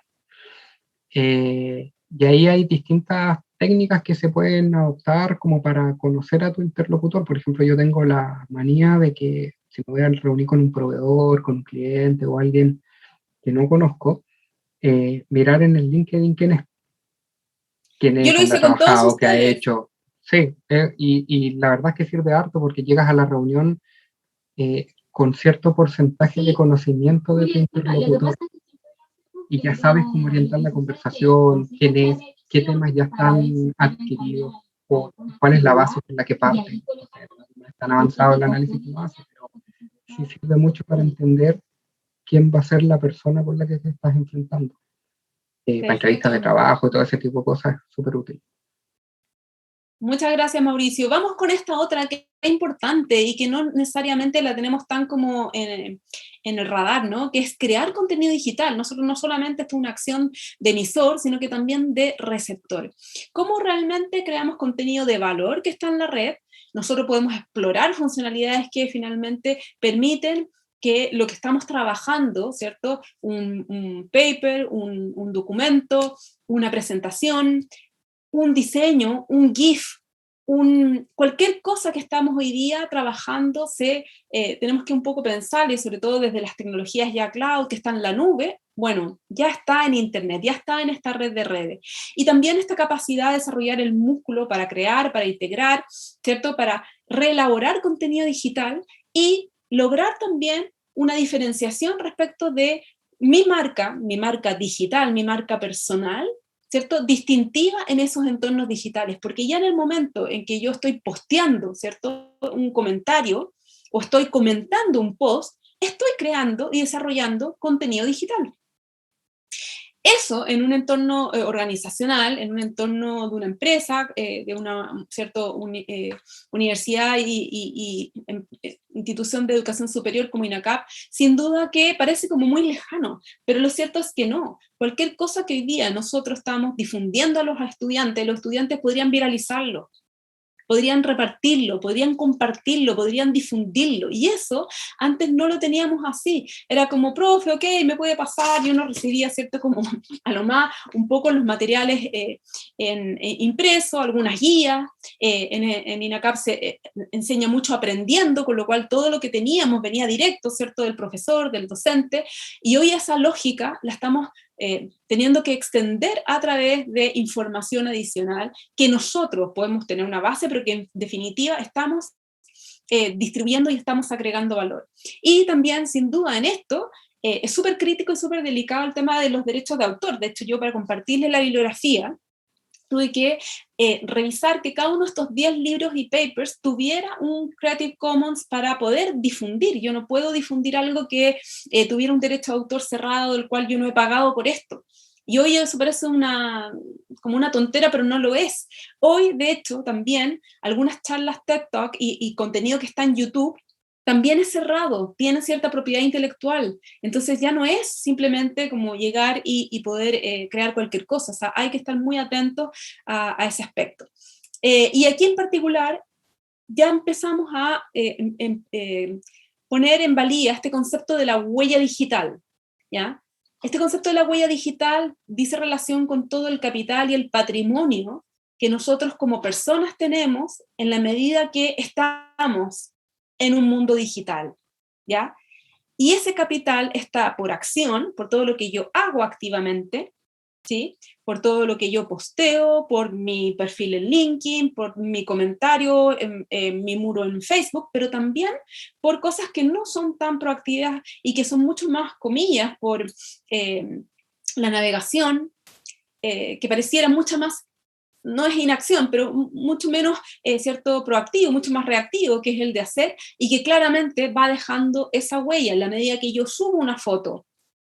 No sé si ustedes se han googleado, se han buscado en Google Imágenes. Si ustedes subieron una foto no correcta en la red en algún momento, esa foto ya la tiene Google, o en el cual no le gustaba cómo salían, esa foto ya la tiene Google. Entonces ahí es muy importante saber, porque todos esos elementos, ya que yo en forma consciente voy dejando, pero también inconsciente, si a mí en Facebook ¿cómo se llama esto? Me marcan y me invocan, ¿cierto? Se me olvidó cómo lo hace Facebook, esa palabra específica. Me etiquetan, gracias. Me etiquetan, bueno, ahí estoy condenada para siempre, porque esa información va a quedar en el muro, y por más también que Facebook dice que los borra, no es cierto. No sé si aquí hay alguna anécdota de alguno de ustedes, Ricardo, Fernando, Héctor. Perdón, básicamente, digamos, en el fondo, esto de la huella tiene mucho que ver con con esas ofertas que te llegan de repente, digamos, de libros o de ropa, porque a ti se te ocurrió, digamos, pasar a visitar una página de Almacenes París y viste alguna cosa de ropa, o entraste a otra de libros, digamos, y esto se registra en alguna parte, obviamente en la nube, digamos, y eso hace que ciertas empresas te ofrezcan productos relacionados con lo que tú visitaste. En A eso te parte refieres, sí, ¿no? Héctor, sí, en parte son las cookies, ¿ya? Y por eso, ¿cierto? Ahora se está creando toda una ley que va a cambiar un poco la protección de datos personales para que esas cookies no sean mal utilizadas por otras empresas, porque esa información, de lo que tú justamente, Héctor, estabas comentando, de haber visitado, ¿cierto? El sitio de un e-commerce, y después que te machacan con la misma, la lavadora por acá, por Google, por todas partes, bueno, tiene que ver con esa recolección, porque obviamente esa multitienda o ese e-commerce le compró a Google, ¿cierto? Toda la información de los usuarios que visitan sus distintos productos. Correcto. Y Sí, alguien hace después no solamente una query para ir a la información y saber, ya, yo quiero, mira, todos los usuarios entre 30 y 40 años que viven en la región metropolitana y que visitan estos sitios de multitiendas, sino que además yo quiero saber quiénes son, y podrían llegar a saber perfectamente qué es Mauricio Pradena o qué es Víctor de la Fuente, o sea, uno a uno. Ese es el punto, ¿no? Entonces, el saber muy bien nosotros proactivamente las cosas que posteamos, pero también el saber muy bien que en la medida que yo voy navegando se está recolectando data de mi comportamiento, es también la cuestión, ¿no? Es también el punto. Yo no sé, y aquí hay gente más técnica, quizás Luis puede explicarlo, pero por ejemplo, todo el path que hacemos, toda la información, todo el recorrido de la navegación por sitios que están en internet público, se recoge. Pero por ejemplo, la deep web, ¿no? Que es como esta internet oculta que existe, ¿no? De sitios bastante más complejos, bastante con otros, yo no sé si se recoge también las cookies. Luis.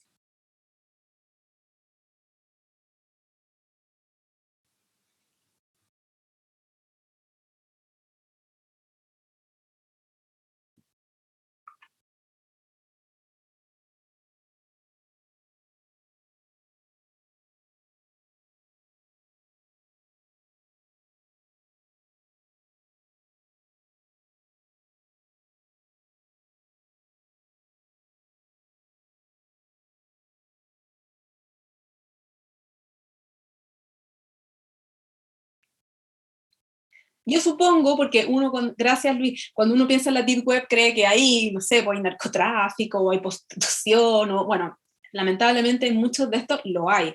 Pero también hay parte de esta gente de la deep web que va como por independiente, justamente por rebelarse a el imperio de Google, del seguimiento de los cookies, de saber todo de nosotros y de machacarnos con publicidad asociada, digamos, a todo esto que también, entiendo, parte de estos, se crearon estos servidores independientes como para un poco pasar de todo esto. ¿Qué tan efectivo es en la práctica si están en un mundo que es como muy oscuro? No lo veo, ¿eh? No veo el sentido, pero también eso es parte de lo que hay que ser consciente.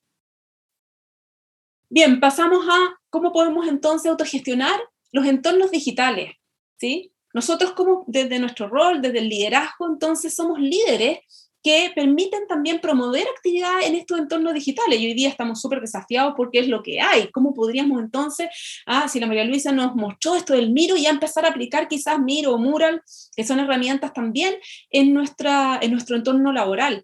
Pero que tenga un sentido, que sea útil, no por la choreza, oye, vamos a hacer un brainstorming, que al final no lleva a ninguna conversación, sino que algo que efectivamente promueva la conversación, que permita entender, y también para, en el fondo, entender aquí muy bien que en ese rol tenemos como líderes una función de que estamos acarreando a mucha gente, de que estamos trasladando a muchas otras personas a conocer esas nuevas herramientas, y por lo tanto hacerlo de forma responsable, hacerlo cuidando, ¿cierto? Esta huella digital es sumamente importante. También acá habla de responder con rapidez y eficacia ambientes complejos y ambiguos.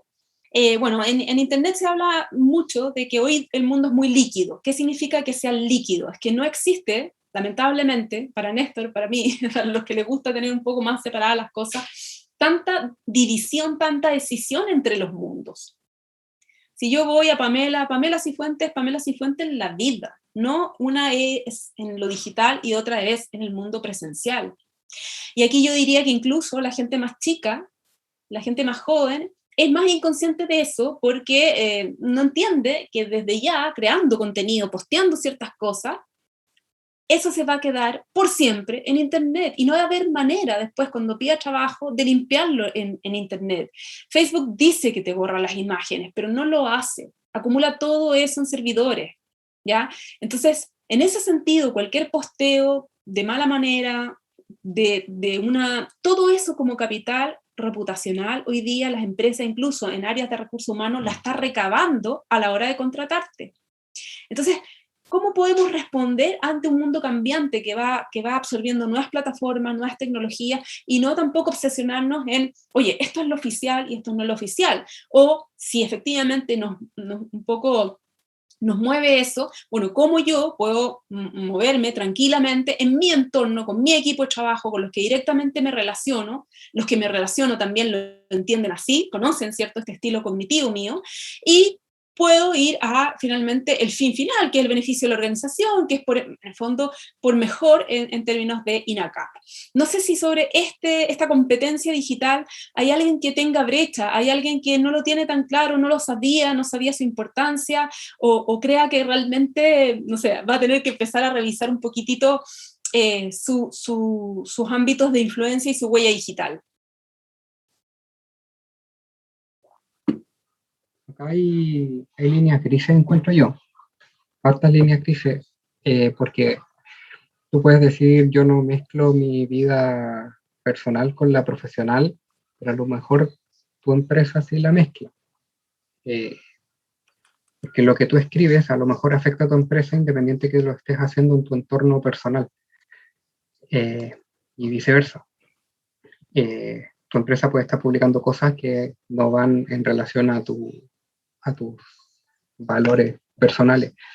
Entonces como que no está muy definida esa frontera, y tampoco existen mecanismos como para separar todo eso, más allá de cerrar y que lo que publicas solamente lo puedan leer tus amigos. Con una captura de pantalla se puede filtrar y listo. Se pudrió toda tu privacidad. Así que creo que ahí falta un poco de mecanismos para limitar eso, que no tengo la respuesta, no sé cuáles son, pero sí sé que faltan.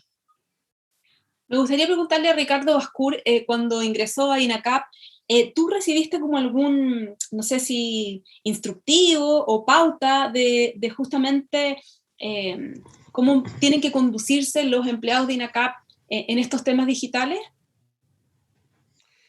No, al minuto del ingreso no, pero sí en algún momento, o sea, en distintas ocasiones he recibido documentos respecto a la seguridad de la información, incluso un curso que es institucional sobre la seguridad de información. Directamente al ingresar como una parte de la inducción no, pero sí a través de los años, que no son muchos, yo ingresé el año 2017, sí he participado de uno o dos instancias de capacitación donde se señalan o donde se instruye sobre la seguridad de la información en la institución. Muchas gracias, Ricardo. Hugo, estás muteado. Ahí sí, perdón. Yo creo que en esto hoy día hay que ser súper cuidadoso, que hoy día no existe una separación entre lo personal y lo profesional, digamos. Lo que uno postea en alguna parte, en una red social, y se puede mal usar. Y yo me acuerdo perfecto cuando fue la crisis social de octubre del 2019. Yo trabajaba en otra compañía y después de esto nos juntamos con el comité de gerentes para ver cómo actuar, etcétera. Y salió un tuit de un gerente de recursos humanos de una empresa que varios de ahí lo conocíamos, publicando algo contra esto, digamos, no me acuerdo bien qué fue. Y el día siguiente fue desvinculado, digamos, porque era bien ofensivo para las personas, digamos. Entonces, Si viene de una cuenta de un tweet personal, pero que fue público, entonces se asoció inmediatamente a la empresa donde trabajaba, digamos. Entonces, hoy día en ese aspecto hay que ser bien cuidadoso, creo yo. Eso. Perfecto, muchas gracias, Hugo. ¿Quién de ustedes sabía o conocía la palabra, al tiro Ingrid, conocía la palabra netiquette? Yo no. Yo tampoco. ¿Alguno que sí? Perdón, ¿qué palabra? Netiquette. Bien, la netiquette, por supuesto, la inventaron los franceses, ulala, que ellos son todos así, monsieur. Ellos, en el fondo, crearon este acrónimo, ¿cierto?, de la palabra net, red y etiquette, para crear etiquetas de comportamiento dentro de todo el mundo digital. Una etiqueta de comportamiento, ¿ustedes saben cuál es? Es estar presente con cámara en las reuniones. Se estima que quienes no prenden cámara es como una falta de educación. Estamos yendo como al manual de Carreño de la red. Una norma de netiquette es, por ejemplo, a un, en el fondo, correo, siempre responder con una firma y poner un medio de contacto, poner, aparte obviamente del mail, poner algún teléfono, poner alguna conexión, algo que permita ponerme en contacto con esa persona en el pie de firma. Una netiquette, por ejemplo, es en los chats, o sea, ¿cuántos de ustedes le ha pasado? Es cerrar la conversación o decir que no puedo continuar, no dejarme ahí como, no sé a cuántos de esos WhatsApp, que al principio estábamos como muy animados contestando y de repente, me fui a una reunión, salí a otra parte, pero el interlocutor no lo sabe. Entonces, parte de la netiquette es decir, oye Pamela, mira, 2 minutos porque me voy, o te tengo que dejar, ¿sí? Ingrid. Sí, no es de este tema, sino que de la huella digital, que yo lo conversé con Pamela, que claro, no tengo tanta conciencia de la huella digital y creo que cuando la llegué a tener fue por el tema de los niños, ¿cachai? De que no podían, cuidado con quienes se contactan, no suban esto a sus redes sociales, ¿cachai? Porque empiezan los pedófilos y todo eso. Entonces como que ahí yo personalmente hasta ese momento que ese tema no fue como bullado, por así decirlo, no tenía conciencia de la huella digital. ¿Por qué? Porque tengo una hija chica, ¿cachai? Entonces ahí como que, chuta, sí, hay que tener cuidado con esto, hay que tener estas consideraciones. Y en el caso de este punto de las netiquettes, claro, también dijimos como, ¿qué es eso? ¿Qué es el netiquette? Y ahora que tú lo explicas, en realidad hay cosas como que quizás no es... un poco las traes de los manuales de Carreño de la convivencia presencial, quizás, no sé, que esto de que tú dices de cerrar la conversación o no, o tener el tema de la cámara, como que uno lo va, y también un poco con este tiempo que hemos llevado en pandemia, donde hemos estado muy obligados a meternos en esto, tú ya también vas entendiendo los códigos de esto, o sea, sí, poner la cámara, apagar los micrófonos cuando estás en una presentación, no sé, cosas como chiquitas, pero que con el tiempo también ya los vas adquiriendo por el uso que tú le das a todo esto. Sí, ahí, muchas gracias. Ahí solamente ir al centro de por qué se ponen, no se ponen porque sean solo muy elegantes, se ponen para hacer más efectiva la comunicación. Vamos con esta que dice relación con gestionar la seguridad digital, que nos estábamos acercando, ¿cierto?, a lo que comentaba Ingrid respecto de cuánto esta información es segura, qué grises hay en esta información que transmito de manera, ¿cierto?, responsable, utilizando la herramienta en un cierto contexto laboral, cómo soy consciente de esta huella digital que voy dejando y que es toda mi reputación dentro de la organización, pero también fuera, velando por la integridad de mi propio equipo, o sea, también cómo expongo o no expongo a mi propio equipo, de una eventual reunión o al nombrarla, al etiquetar a las personas. Lamentablemente LinkedIn se ha vuelto un poco como una red social del trabajo. No sé si ustedes han visto. Y la gente está como muchas veces como sacándose fotos de workshops, de reuniones, ahora esto de los pantallazos, ¿cierto? Hay temas de seguridad ahí importantes que cuidar. Nosotros, por ejemplo, esta sesión la grabamos y la grabamos solo como respaldo, pero yo no la puedo difundir, no tengo autoridad para distribuirla. Y esto tiene que ver con el velar por su seguridad de la información, su protección de sus datos de manera cuidadosa. ¿sí? Porque no corresponde que yo pudiera difundirlo como empresa circular que somos a terceros. Esto tiene un entorno, está solamente cuidado en este espacio que es para INACAP y para nadie más. Y probablemente puedan acceder si quieren encontrar algún respaldo, pero no está para que yo pueda postear después aquí con todos mis alumnos super choriflower y los expongo a ustedes, los arrastro a ustedes. ¿Se entiende? También conocer el impacto ambiental en el uso, obviamente, de las tecnologías, y acá Ingrid ya lo mencionaba respecto de los niños pequeños que están con muchas cámaras. Yo no sé cuál de ustedes tienen niños, pero el mío tiene 3 de estas, ¿cómo se llama esto? Videojuegos, ¿cierto? Joystick de videojuego, que la Wii, que la Switch, que la Xbox, más el celular, más el computador. O sea, realmente es pantalla, pantalla, pantalla. Y entonces, ¿cómo todos esos aspectos empiezan a traer problemas, ¿cierto? Ergonómicos. Yo no sé cuántos de ustedes están con problemas en la espalda, en el cuello, este típico chiste que hacen que el nivel de desarrollo del ser humano se ha ido como por el celular. ¿Cuántos tenemos problemas acá en el cuello, la cervical? Pero bueno, pero también respecto de temas más relacionados con la sustentabilidad, con el medio ambiente, porque finalmente de todo esto hay un ejercicio, hay un traslado de información, hay un traslado de datos, hay redes, hay finalmente infraestructura que se está movilizando, y eso también es importante de considerar, ¿no? No solamente de lo que nosotros estamos proyectando. Yo aquí, en relación con la seguridad, uno tiende a ser más ingenuo de lo que realmente cree. Yo en el año 2006, si no mal recuerdo, me suplantaron la identidad en Mercado Libre. Mercado Libre todavía no era súper conocido, era solamente un C2C donde vendíamos y comprábamos personas que teníamos cosas para comprar y vender. Y alguien maliciosamente utilizó mi user y mi password para vender computadores a unas personas en el norte. Ellos hacían las transferencias y nunca le llegaban estos computadores. ¿Cómo me enteré yo? De una manera insólita, porque llegó Carabinero a mi casa a buscarme para presentarme como un llamado, una petición del juzgado de San Bernardo, para presentarme yo por esta ilegalidad. Lo bueno es que la PDI, acá al menos en Chile, todo el área de tecnología, el tema electrónico está súper avanzado. Ellos tenían perfectamente identificada la IP que realizaba estos robos y muchas más malversación de temas de compra, de fraude. Y no pasó nada conmigo. El punto es cómo llegaron a tener esto. Y por eso es súper importante y cuidadoso su root. Yo en esa época tenía un blog.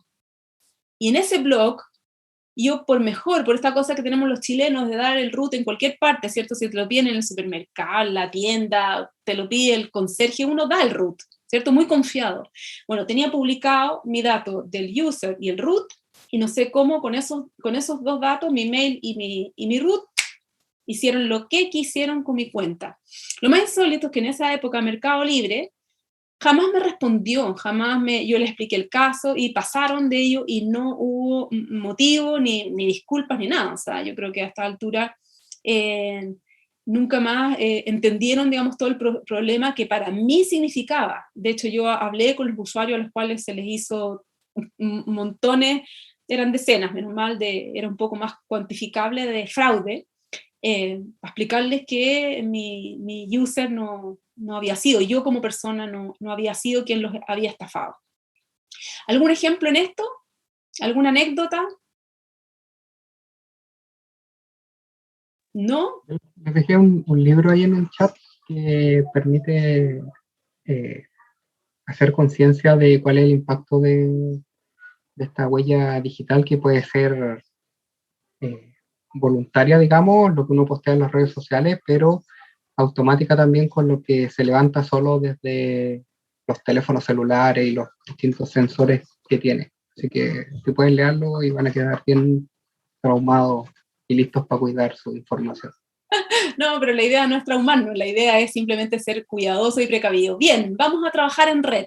Trabajar en red tiene que ver con la competencia, ¿cierto?, de vincularnos, relacionarnos con diferentes equipos a través de los canales digitales, a través de las herramientas digitales, en una actitud ¿cierto? Que sea súper orientada a la productividad, pero también a los mejores resultados. Nosotros, yo creo que lo más complejo, y estamos todos desafiados acá, y súper válido el comentario de Mario Elillo, cuando dice, no hay canales oficiales, no se ha puesto como aquello que debiese ser el gran canal. Y esto me imagino que también, no solamente INACAP, sino que muchas empresas en Chile lo hacen porque, bueno, dicen, va a caer en el fondo por su propio peso en la medida que culturalmente todos aceptemos que eso es el canal o no. O sea, está también en uno el ver cuál va a ser más efectivo si finalmente para que se comuniquen con Hugo es Teams, o quizás no. Si es pasada, qué sé yo, las 6 de la tarde, quizás para decirle, oye, viejo, tenemos una reunión, sea más efectivo un WhatsAppeo, ¿no?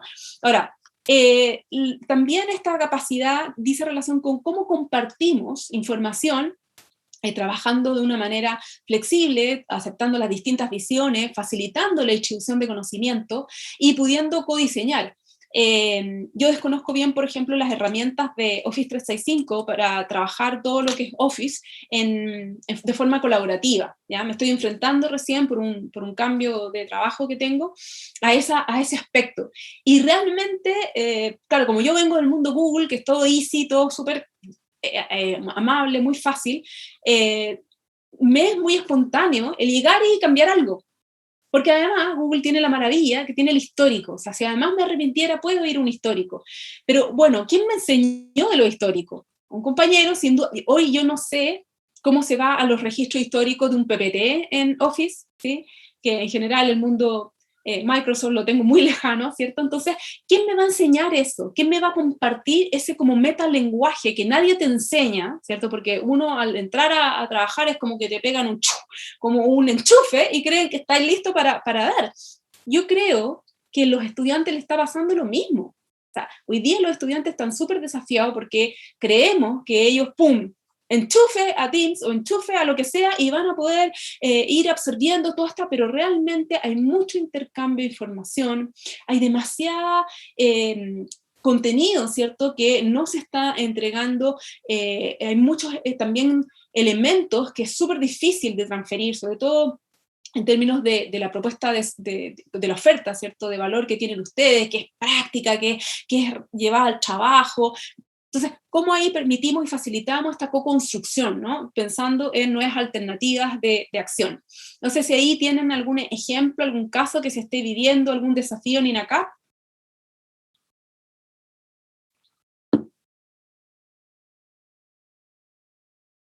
¿No? Laura, perdón, María Luisa, perdón, te cambié el nombre. A nosotros en las asignaturas online nos pasa que eso, trabajar en red es lo más difícil. Y los estudiantes le hacen el quite a los trabajos grupales. Es que, ¿cómo me voy a comunicar con mi compañero de Coyhaique? Yo soy de Arica, por ejemplo. ¿Cómo no puedo hacer el trabajo? No puedo. Y ese es el motivo para pedirle al profesor no hacer el trabajo en grupo, porque no tienen cómo comunicarse con el compañero. O es que no me responde. Entonces, ahí uno dice, chuta, pero no sé, a mí me toca trabajar con gente de Arica, de todos, INACAP está en todo Chile, con todo ello y ningún problema, y buscamos la forma, pero como que no, ese clic no está. Oye, pero no sé, pues el aula tiene mensajería interna, tienen su correo, los más aventajados empiezan, ya, dame tu WhatsApp, se empiezan a comunicar por WhatsApp. Si no quieres dar el WhatsApp, tienes el Teams, que es más institucional, hagamos un grupo en Teams, no sé, pero no, ese tema es lo que más nos cuesta. El trabajo en red, el trabajo grupal. Estamos muy desafiados ahí, y yo creo que quienes tienen experiencias como internacionales trabajando, le da lo mismo, es como natural el ver las horas GMT para arriba o para acá, siempre así como. Yo trabajé mucho tiempo con España, contra Estados Unidos también en San Francisco, que se despertaban más tarde, entonces uno como que programaba el día, ¿cierto? Como sabiendo que tenía en contra ciertas 6 horas, 5 horas con los españoles, y a favor, sí, las tenía con los norteamericanos en San Francisco, pero bueno, esa modalidad de tener presentes los usos horarios, eso es parte, ¿cierto?, de un hábito, una nueva manera de entender el mundo, y que la globalización no solamente es buena, ¿cierto?, para el consumo, sino que también debiese ser para trabajar. Liderazgo digital en red, que tiene que ver, esto está súper denso en términos de contenido, se los voy a dejar y esto lo pueden revisar en detalle después con mucho más tiempo, pero tiene que ver justamente entonces cómo esos códigos que aprendimos a nivel de nuestro desempeño laboral los transferimos también a los equipos. ¿cierto? Y entendemos que no todos tienen ese contexto digital, quizás todo ese metalenguaje que creemos que todos manejan no es tan común, no es tan de criterio común. Y entonces, a cada vez más equipos multiculturales, multidisciplinarios, tenemos que generarle como ese lenguaje común, para no generar brecha entre nosotros mismos, que es como una tontera. Y además porque el entorno también es cambiante. O sea, hoy día estamos en esta situación en que hemos vuelto, ¿cierto?, a fase 1, lamentablemente, donde quizás varios de ustedes ya estaban en algunos casos, ¿cierto?, teniendo algunas sesiones híbridas y teniendo reuniones presenciales, y esto es un retroceso. ¿Cómo nos readaptamos? ¿Cómo esta agenda que incluso la teníamos tan bonita, ya te habíamos puesto algún café, no sé, en un parque, alguna reunión, bueno, no va a poder ser? ¿Y cómo nos reorganizamos? ¿Cómo orientamos una estrategia digital que nos lleve al resultado, a lo que queremos construir, pero también generando pilares de confianza, que es lo que aquí también se puso en la conversación, ¿no? Cómo nosotros no podemos estar como jefe, ¿sí?, en un Zoom constante o en un Teams constante de reunión donde yo pudiera controlar a Fernando Álvarez, Héctor de la Puente, Ricardo Cruz.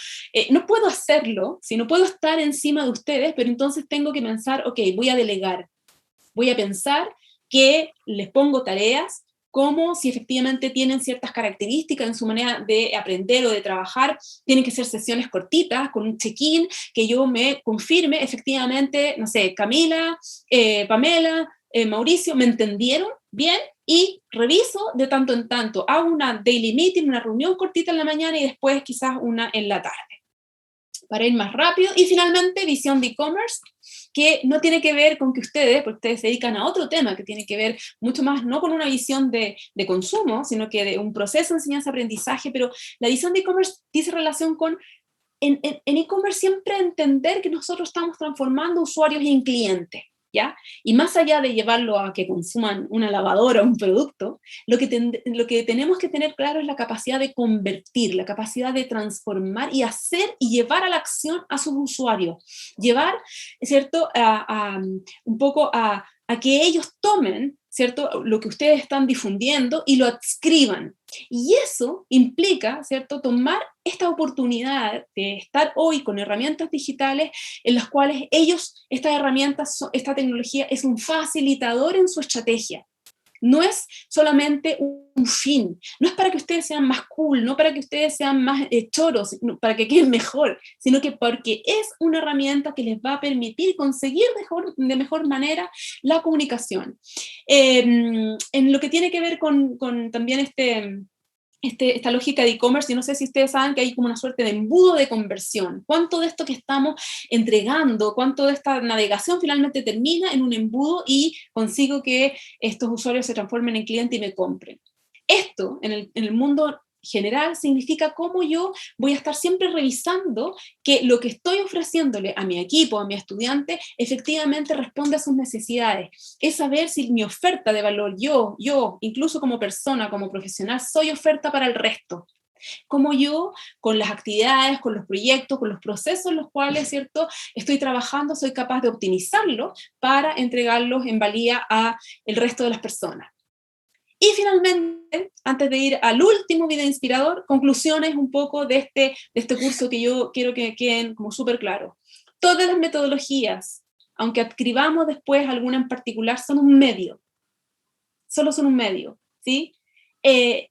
Ojalá la organización pudiera tomar decantarse, pero cualquiera de estos ojalá que vayan en la lógica de una innovación evolutiva o innovación, ¿cierto?, incremental, y que vaya buscando innovar. Es mejor equivocarse. No hay nada perfecto, no podemos decir es que cuando entonces INACAP adscriba a tal cosa. No importa, la mixtura de metodología es muy buena, tienen que probarla. Vayan equivocándose, vayan fallando, es mejor eso a quedarse congelados. Siempre pregúntense, como partimos y arrancamos este curso, en ¿para qué es? ¿Para qué hacemos esto? ¿Tiene sentido o es pura grasa? Finalmente, después de esto, es una cosa más, una actividad más. También entender que por muchos gurús que yo me rodeé, lo importante es la cultura que ustedes tienen, su cultura organizacional. Pero esa cultura organizacional tampoco la estigmaticemos, no es inamovible. Las culturas son cambios, son procesos, y si ¿cierto?, si ustedes se sienten actores de ese cambio, van a conseguir modificar realmente la cultura. involucrando ojalá a todas las áreas, no diciendo, no, estos son de los inteligentes, ¿cierto? De las vicerrectorías de innovación, no, esto es solamente la vicerrectoría académica, y desplazando el resto. Es muy potente que en este curso, ¿cierto? En este último curso de INACAD de metodologías ágiles, haya gente de riesgo, de la vicerrectoría económica, de nacional de sede, de la vinculación con el medio e innovación. O sea, ese también es parte de entender y ir rompiendo los hilos. Es necesario contar con apoyo externo. Yo les recomiendo efectivamente que puedan, sobre todo para ciertos proyectos muy grandes o desafiantes, apoyarse en consultoras externas, pero también ellos, la riqueza ahí tiene que ver con que ya lo han hecho en otras organizaciones, les pueden entregar mucho más tips and tricks de éxito o fracaso. Cualquiera de estas competencias que ustedes quieran desarrollar, las digitales que acabamos de ver, dependen de la actitud. Y por lo tanto, la actitud en su estudiante es gran medida lo que tenemos que movilizar. O sea, yo estoy sumamente clara en que muchos de ustedes quizás no están tan desafiados, no les interesa tanto este curso, pero es importante la actitud para llegar bien a cualquier desarrollo de competencia. ¿Sí? La disposición, cómo llegamos acá. En base a algunas de estas competencias, sin duda está la curiosidad. Cuán curiosos son, cuán capaces y desafiados de hacer análisis, de hacer síntesis, va a ser súper clave en estos procesos. Y siempre pensar que como este cambio es tan evolutivo, es tan cambiante, tenemos que estar, ¿cierto?, arriba, ¿cierto?, de las tendencias, de los últimos tecnologías. Y ahí conversar con compañeros, apoyarse en papers, tener como una fuente de información de la Harvard Business Review o de alguna fuente, ¿cierto?, que para nosotros sea confiable, también es súper potente, porque sobre todo en temas de educación, hoy la industria se está moviendo mucho. Hoy día ustedes están compitiendo no solo con Duoc, no solo con la Universidad Andrés Bello, no solo con el resto de la universidad, están compitiendo con el mundo a nivel global, hay una oferta demasiado grande de cursos, están compitiendo con el MIT. Así, derechamente, con muchas instituciones. Y en este mundo GAFA, ¿no?, de Google, Amazon, Facebook y Apple, hay que estar atento, porque esta gente nada lo hace porque sí. En el 2012 fui de pasantía, creo que les comenté, al Silicon Valley, conocí por dentro Google, conocí por dentro Facebook y conocí por dentro IDEO. Y una de las cosas que me impresionó, ¿cierto?, que en general, que ahí, y Luis debe saberlo, porque en Chile todos los proyectos informáticos los quieren para ayer, ¿cierto?, es que hay mucha gente. Para desarrollar un algoritmo, habían oficinas completas con 100 indios, otras para desarrollar, ¿cierto?, cuál tiene que ser el algoritmo de imágenes de Google, 100 chinos por acá, pero 100, todos pensando y desafiándose en cuál puede ser la mejor manera de traquear el comportamiento de todos ustedes, de todos nosotros. Los invito a ver, ojalá este fin de semana, nótense, si no lo han visto, The Social Media de Netflix, no para asustarse, la invitación no es asustarse, es solamente consciente. Y finalmente, importante conocer los motivos, los negocios que hay detrás, tampoco llevarles una asignación negativa, ¿cierto? Ni endiosarlos, ni asignarles algo negativo. Detrás de todos estos negocios, sea digital, sea electrónico, la calificación que queramos, hay humanos, y por lo tanto los fraudes, la malversación, el mal uso, es inherente al ser humano, ¿eh? No a la tecnología, por favor, que se entienda eso. Bien, vamos al último video. Voy a compartirles la pantalla, y si alguno de ustedes tuvo la suerte de verlo antes, si no, por favor también déjenselo, si pueden verlo el fin de semana. Now, because technology is putting a lot of Momento. Voy a ahora sí compartir la pantalla.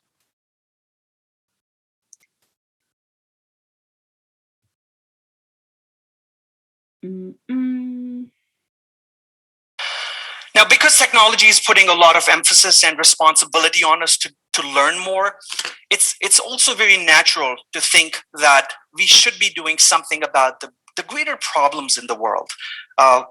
These problems are poverty, deforestation, global climate change, pollution, healthcare problems across the world. Now, there's millions of people, actually more than 1 billion people in the world that do not have access to basic healthcare. This means they cannot just walk into a clinic, see a doctor, and get medications and feel better. In many countries, women have to walk tens of miles every day to get a pail of water because they don't have access to water.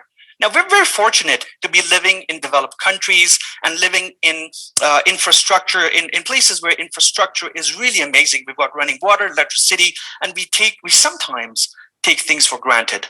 But I think because technology is persuasive, it gets into every nook and corner of the world, perhaps there is a way for us to add value to the information that we can collect, analyze, use, and add our voice to.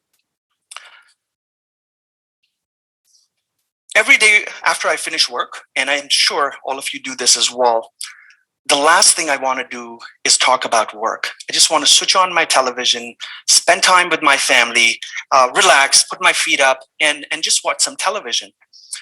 But I think I think about this every day, that unless I don't use the information that I'm privy to, there's no value that I have created in the world on that specific day. Now, talking about responsibility again, I think we need to embody this responsibility and take it on us, at least on an everyday basis, that if I know something new, maybe I can spread that information to other people.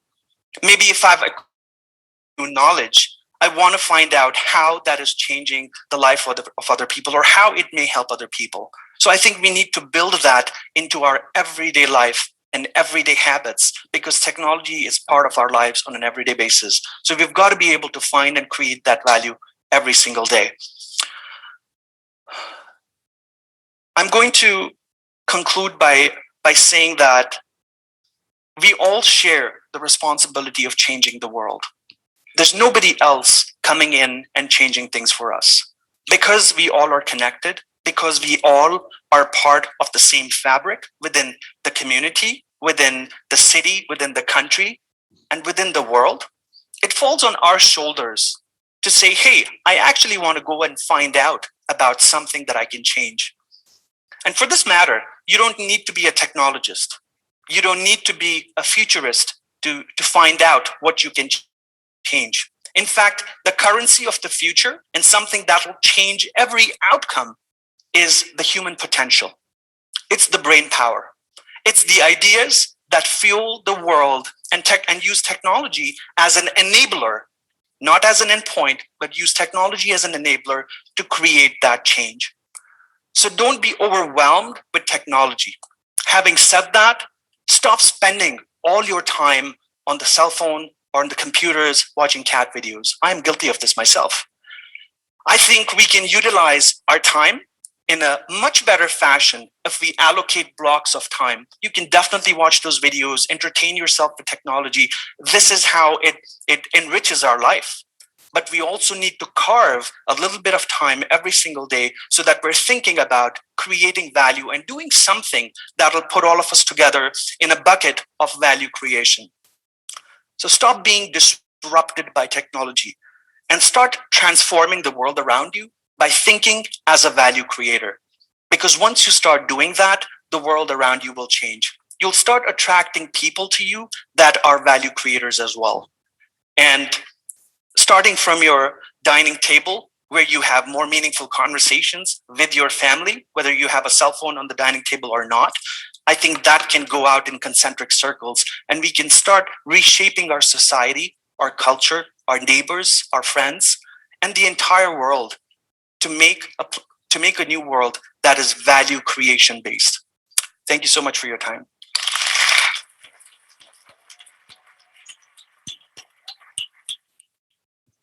Bueno, esa es la invitación, ¿cierto? A empoderarse, a que teniendo más herramientas ahora podamos también compartirlas, distribuirlas, pensar en cómo desafiarnos a nosotros mismos, porque somos líderes no solo pensando en trabajo, ¿no? Nosotros llevamos a cargo familias, quizás no un familiar, hay muchos jóvenes acá, pero que tengan hijos propios, pero sí en un entorno, y eso no es menor.